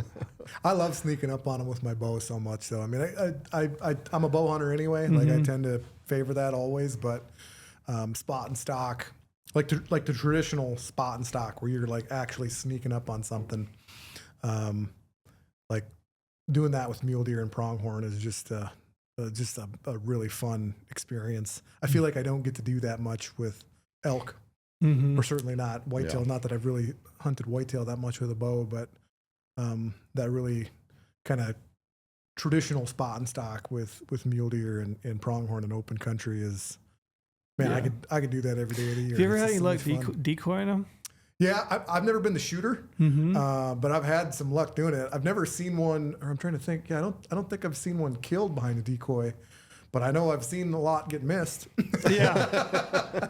Yeah. But it's cool. I mean, they walk up and they're all curious and looking Yeah. at you. I mean, it's a really fun experience. I was always the guy who, well, sort of by choice. I mean, I just prefer spot and stock, but so I just kind of voluntarily picked up the decoy, but I was always the one ranging and then whisper in the distance to my buddy who was behind me, drawing back and I'll run telling him not to shoot me in the ass. Yeah. I'll run one by you, see if you've ever heard this. So I've heard rumor that their depth perception isn't amazing. I've heard that too, That but- they see movement really, really well. So I've had people tell me that if you're very patient as a bow hunter, you can walk in diagonal lines at them over distance over a very long portion of time. Really? Yeah, because you know sometimes they'll hang up, right? They'll like just hang up. And I've had people tell me that you can diagonally work your way back and forth, and kind of play on that perception. I don't know if you've ever heard that. I've never tried it, but I've heard it works. Well, I've heard obviously they can see really well far away. But I think closer, like that strength also becomes their weakness. Right. Right. Yeah, that's interesting. Yeah, I mean, I think I've heard that, but I don't know if there's any truth to it at all. I don't know either. I don't know if that's just an Every old tried, wives' tale or... every time I've been within 200 yards of pronghorn, they Yeah, they're take gone. me. Yeah, they're like, white shirt, see ya. Yeah, bye. Yeah. Kyle, I've taken a bunch of time. I don't even know if I got to cover everything that you wanted, but do you, are there things that you wanted to note that you think are important that people ought to be aware of? I know I do at the end. I want to like give you ample time to talk to people. How can they join? How can they be a part of what you guys are trying to do? But above and beyond that, was there anything else that you think is pertinent that we should talk about? Trying to think. I don't know. I mean, yeah, we could dive deeper into everything we've talked about and get more into the weeds on it, and we'll spare folks the 3-hour long conversation there. But I think the big thing is really just. I don't think this is a time where hunters anymore can sit back and just sort of let all this stuff kind of just unfold.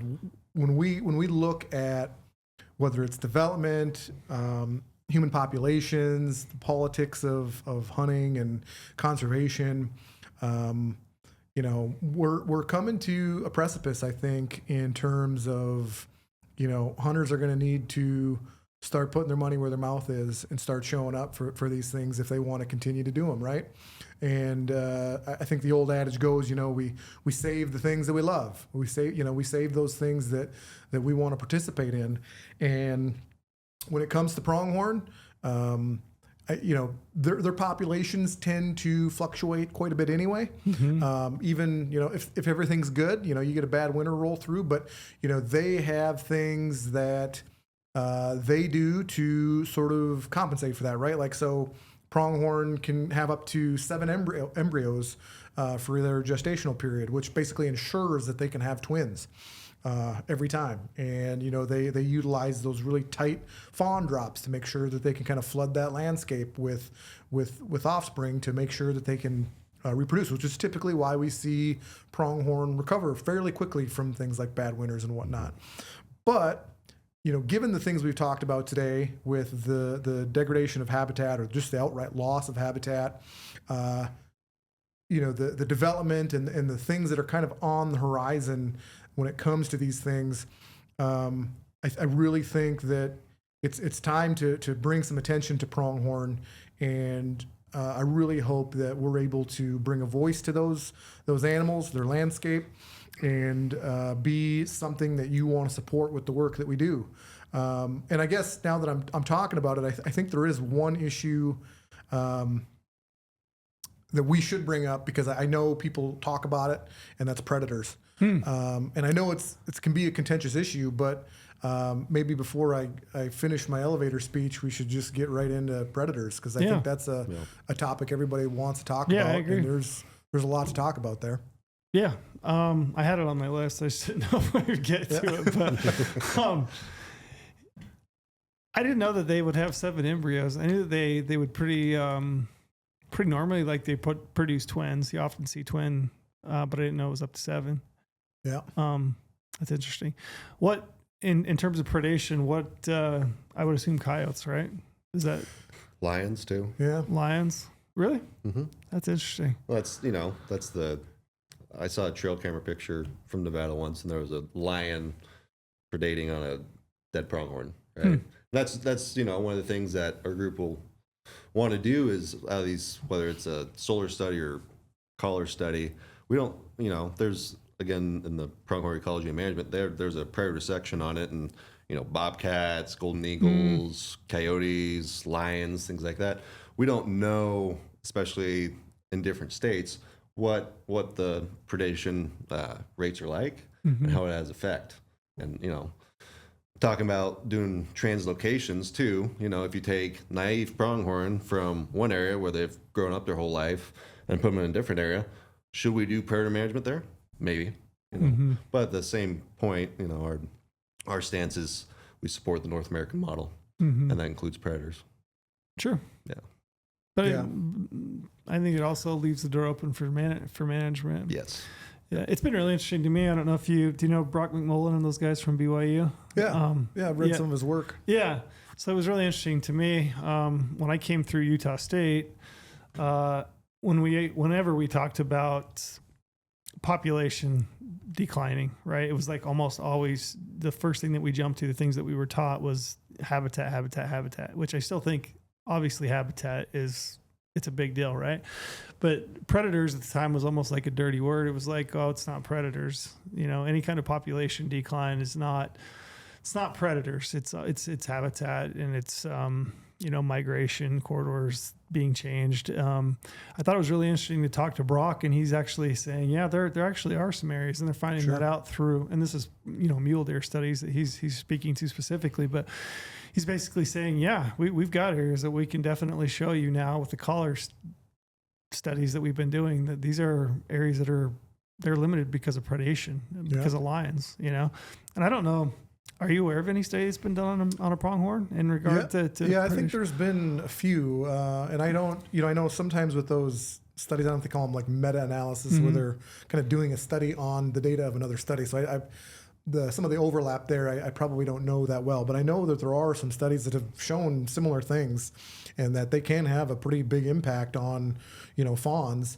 But I think, This is one of them things where, it's a hard conversation because it's kind of complex. There's not, the same conversation can't apply to all these different locations, right?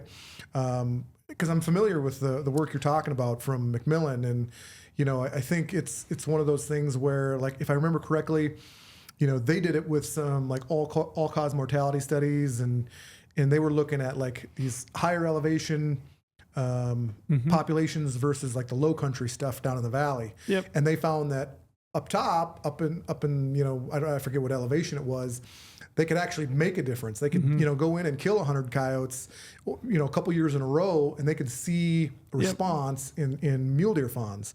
Whereas down in the bottom of the valley, didn't seem like it made any difference, right?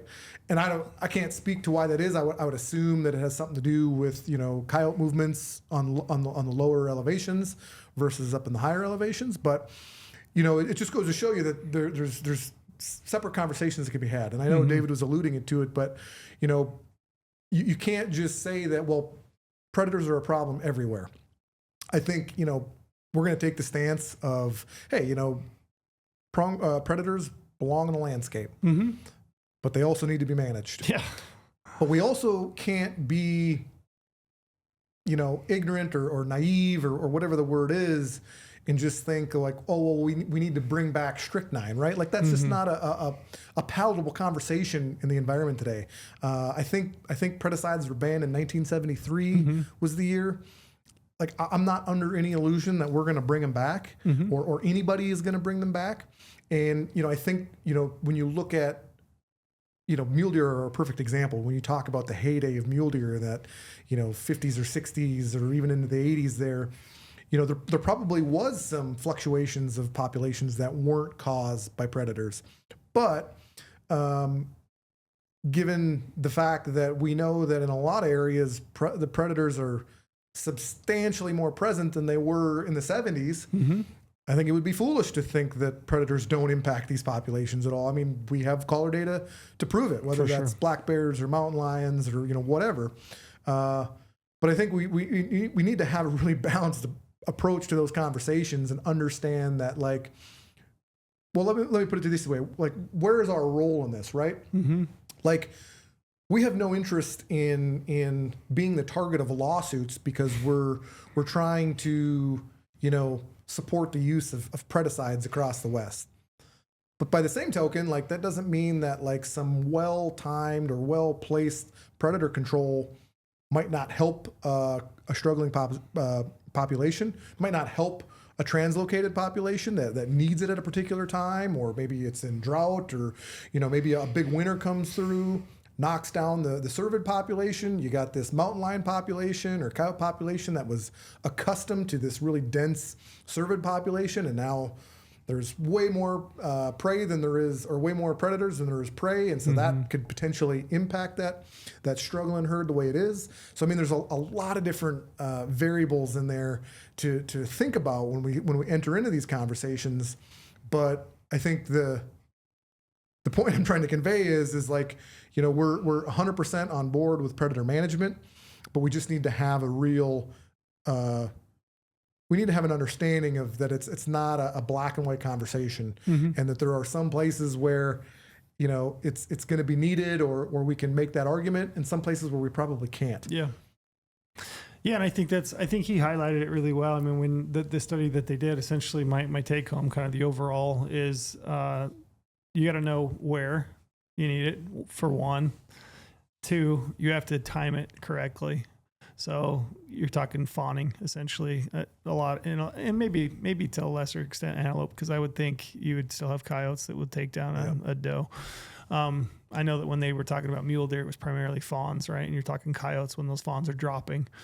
And then being really selective and really targeting and identifying like where are the calving or fawning areas, and we're going to target and do predator control in those areas at the right time of the year and the right population that we know is being kind of held back, if you will, from expansion. So there's like three parts, right? You got to identify it, you have to have the research, and then you got to go in and do it. And I'm with you. I don't think that we're ever going That's what's funny. I remember when I was in college, we would talk about mule deer and the decline of mule deer populations, and we would sit around and be like, "Oh, it's so complex," and it's like, it is complex, but in reality is we can go back and show you the factors of why there were so many mule deer.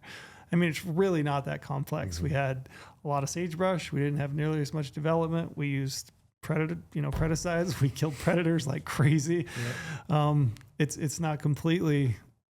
It's not complex, but we're not going back to it either. Nor would I make the argument that we should in all cases. Yeah, I mean it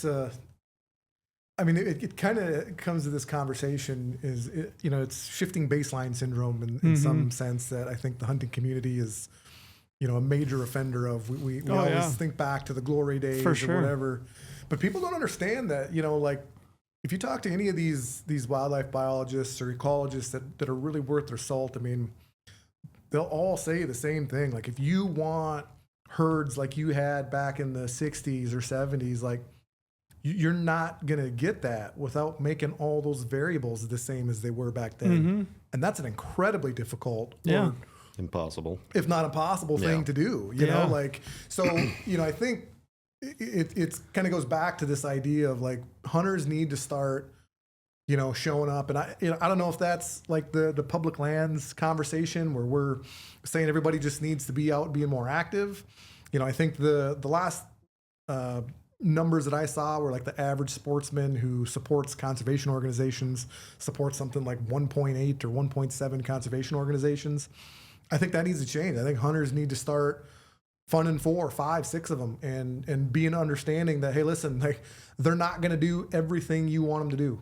They're not going to be able to agree with you 100%, but overwhelmingly they're going to do some good. They're going to put money on the ground that's going to benefit you as a hunter, that's going to benefit the species that you want to pursue or benefit the habitat that holds those species.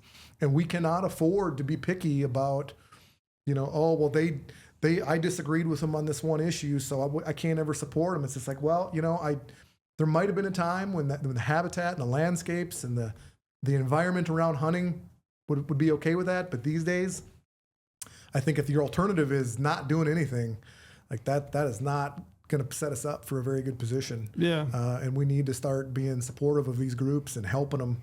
And that's not to say that, there doesn't need to be some changes or some fixes with some of this stuff, but I'm just a firm believer that we got to start backing up these groups that are trying to do some good work for us. Because at the end of the day, I mean, we know we can't always count on the politicians to help us, right? We know that not always. That's only when it's convenient, really. Not ever.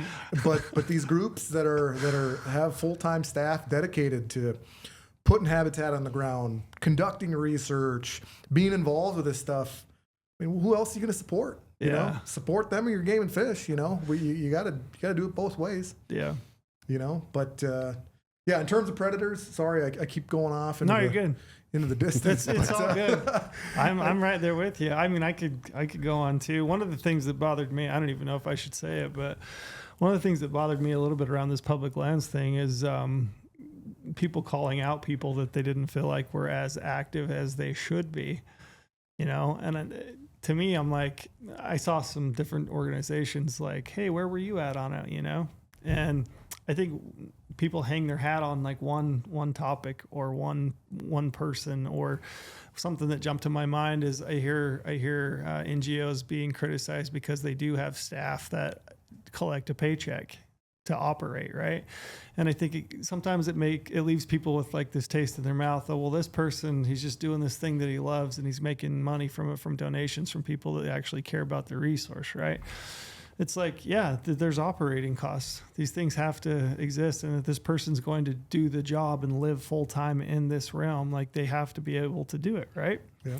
And I just think it's like you said, just because you may not necessarily agree with one thing or actually even see the breadth of the scope of what's happening doesn't mean that you shouldn't support it or couldn't support it, because they're still doing good.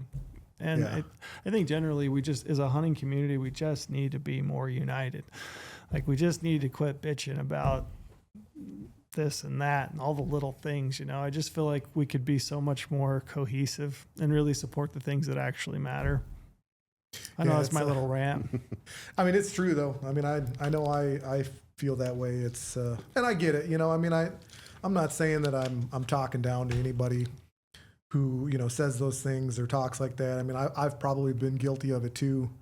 But at the end of the day, you know, like you say, I mean, like a perfect example is like we've had a lot of interest already in folks calling us up and being like, well, when are you going to start a chapter? When are we going to do chapters? When can our state get a chapter? And it's like, hey man, that's Great. awesome, right? Sure. I mean, like we're blown away. People want to participate and they want to lead an effort like that.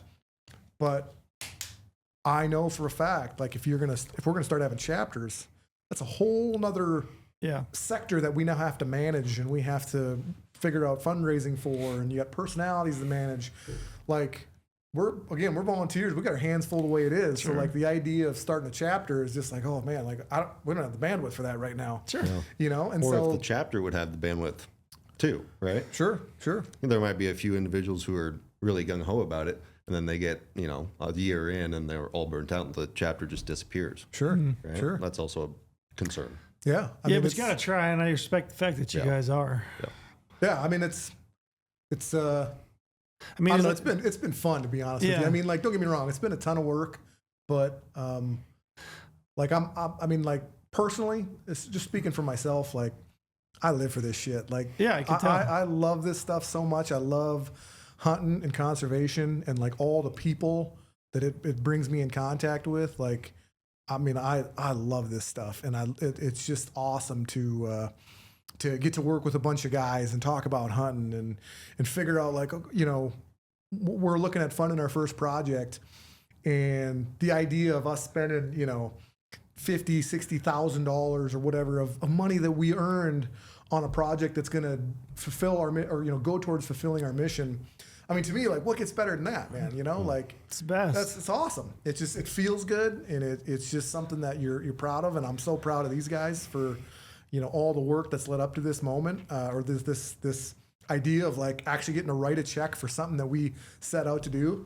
I mean, that's a super fulfilling feeling. Yeah. And knowing it's going to benefit a species and benefit a landscape, it's just makes a guy feel really good. I mean, I know it fills my cup up. So Yeah. Same here. And I mean, you know, we'll fund this one project in some form or fashion, and then we're going to do it again, and then we're going to do it again, right? And then we're in membership mode right now. We're trying to build our membership, get the word out, raise some money, and then, you know, we'll start doing events probably next year. Cool. Try to raise some real money. yeah. And speaking of money, like one thing we kind of glossed over with the predator conversation, you know, like we've already had some conversations with some guys that are, you know, really adamant about predator stuff, and it's like it's a tough conversations, because it's like on one hand it's like, yeah, I know, like we can point to instances where like predators are a problem, and like nobody's here saying that they're not a problem with some populations. The problem is like if we're gonna say, okay, predators are the problem there, and we're gonna fix that problem, it's like, in terms of like predator management can be very cost prohibitive in that way, right? Like, because it's not like a fencing project where you can go in there, spend, you know, X amount of dollars and then walk away. Now that problem is fixed. It's not a one and done. You know, 30 years or until that fence needs to be replaced again or whatever. Where predators, it's like, okay, well now we got to come back and do the same thing next year. Yeah. And potentially again in 5 years. Yeah. And it's just it's a very different conversation, right? And so I think there's a lot of truth to when you hear these biologists talk about, like, well, if we're left with a choice, would much rather devote that time and energy and money to those habitat-based projects, because generally speaking, over the long term, they're much more, you know, more bang for the buck, and, you know, less controversial, and they have a longer term benefit to that species or that landscape. And so it's not lost on me why they tend to kind of go towards that direction. And they're not trying to, you know, talk down to the predator crowd. It's just, you know, from a dollars and cents perspective, it just makes more sense in a lot of cases, you know? Yeah. You just have to, fully aware of it, but also just, I think putting callers out is a huge step in the right direction, because then you start to learn about the herd, right? You start to understand the predator-prey relationship that much more. Yep. And then I think you can identify areas, or you can look at populations that are struggling, and you can identify, hey, yeah, this is a predator issue, or maybe this is a habitat issue or a water issue. You know, you can start to identify those. But yeah, I think I think it's cool where we're headed as far as that goes, and it takes money. And I think it's cool. One thing that keeps resonated with me ever since, like when we very first started the conversation, I said, you were on a forum, you were talking about pronghorn, and then some guys were like, you know what, we're gonna do it, and you just went and did it. I mean, I think of the number of forums that I've been on, that I've read, and I've followed along with them, and I maybe even have commented back in the day, and never actually did anything with it. So I think it's super cool that you guys decided, you know what, we really love this animal, we love the landscape, we love the resource, we want to represent it, we want to do something for it, and you just went and did it, which I think speaks volumes to you guys, and I think it's super cool what you're doing. And how can people become a member, and what can they do? Pronghorns, plural.org. Pronghorns? Yeah. Pronghorns. We had a pronghorn.org was very expensive, and then I think Brock somebody had it. But I think Brock found pronghorns.org, and it was about 100 times less expensive, and I said, yay, let's do that one. Pronghorns. And we want plural. We want more than one. That's right. So, we do want more. That's a good point. Yeah, I think it was significantly different. Well, back then we were pinching pennies. You know, we were trying to buy like cheaper stickers to make sure we could save up a little bit of money here, though. You know, but I mean, I think the pronghorn.org was like $2,000 or something like that. It was a substantial part of our GoFundMe budget. This one's 20. Yeah, I'll vote for that one. Pronghorns. So they can go there and they can join. You have memberships. I saw you have an annual membership. You've got I think you have a lifetime one now. I saw. Yeah. Speaking of that, so like I just want to say out loud, like we were blown away by our life member support. Really? As of today, right now we're sitting at 49 life members, and I think we had just over a week where we had more life members than we were days old. Oh, wow. Yeah. And so that was pretty cool. That is cool. And, Randy Newberg played a big part of that, just being super outspoken in support of us. But I mean, I think I speak for all of us when we've just been really blown away by the support. Like, we had no idea what we were even getting ourselves into. I mean, in some fashion, I mean, I think a lot of us had previous, conservation experience, quote unquote, but, we didn't have any high dollar analytics or, to tell us what kind of market we had. And we didn't have any of that. We were just like, let's just do this and give it everything we got, and we'll see what happens. And we didn't know when we opened if we were going to get 5 members or if we were going to get like 1,000. Like we had no idea. And just the idea that, we're now sitting in here, we've got several hundred members. We've got almost 50 life members.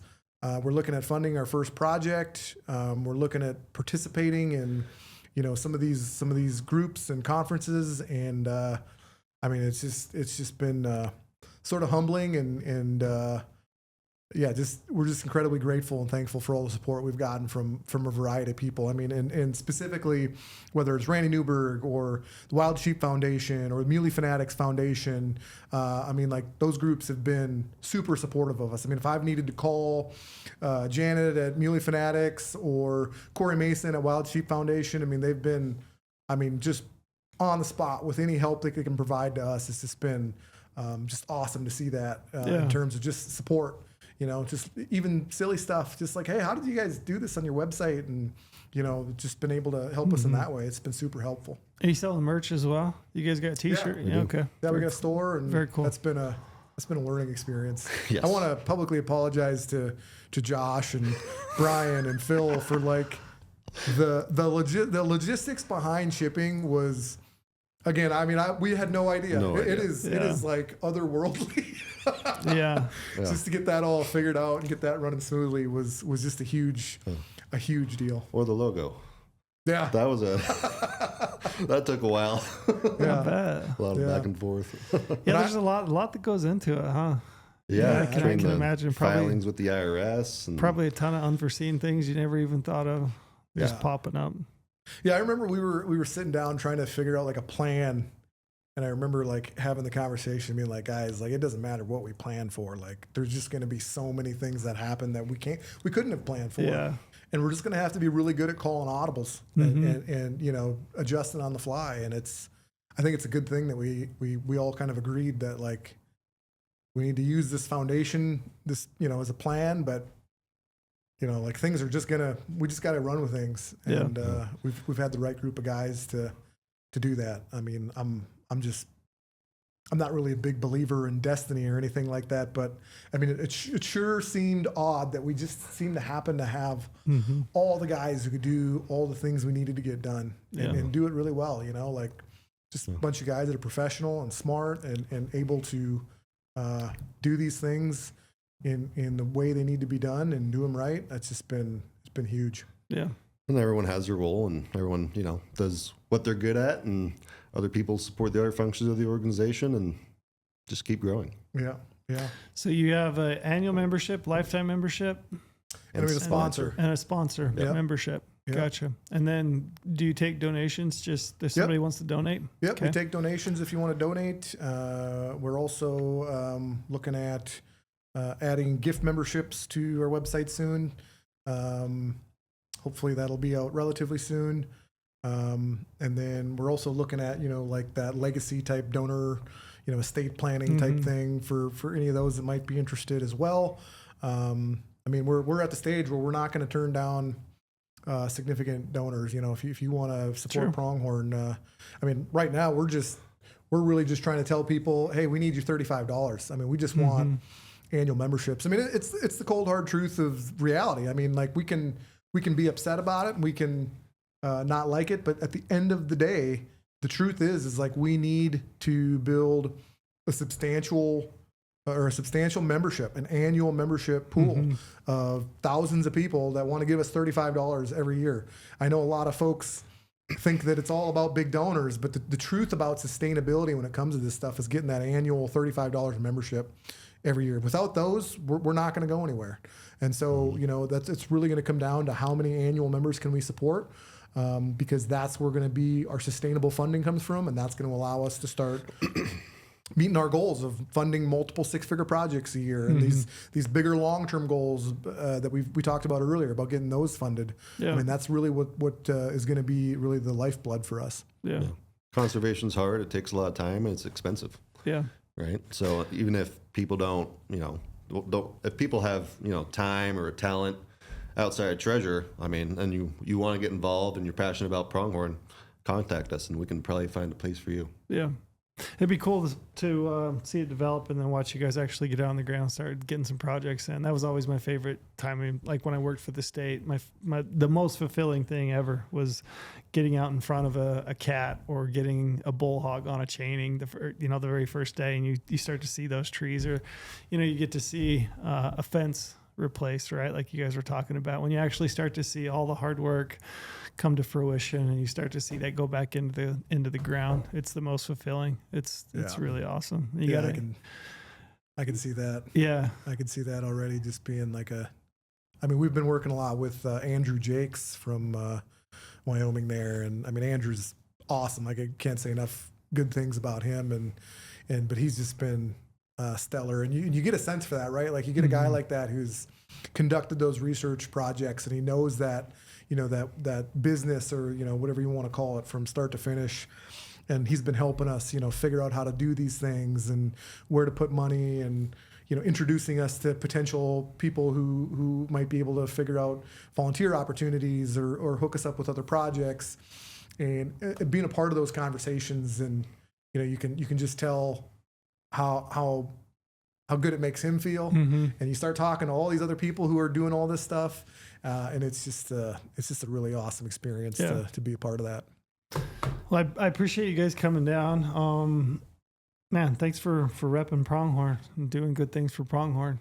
Thank you for having us. Because they're a cool animal and one of my very favorites, and I appreciate that there's a group out there that's just watching out for them. So well done. I just think it's cool that you guys just were like, we're gonna do it, and we did it. So keep at it, and I appreciate you coming.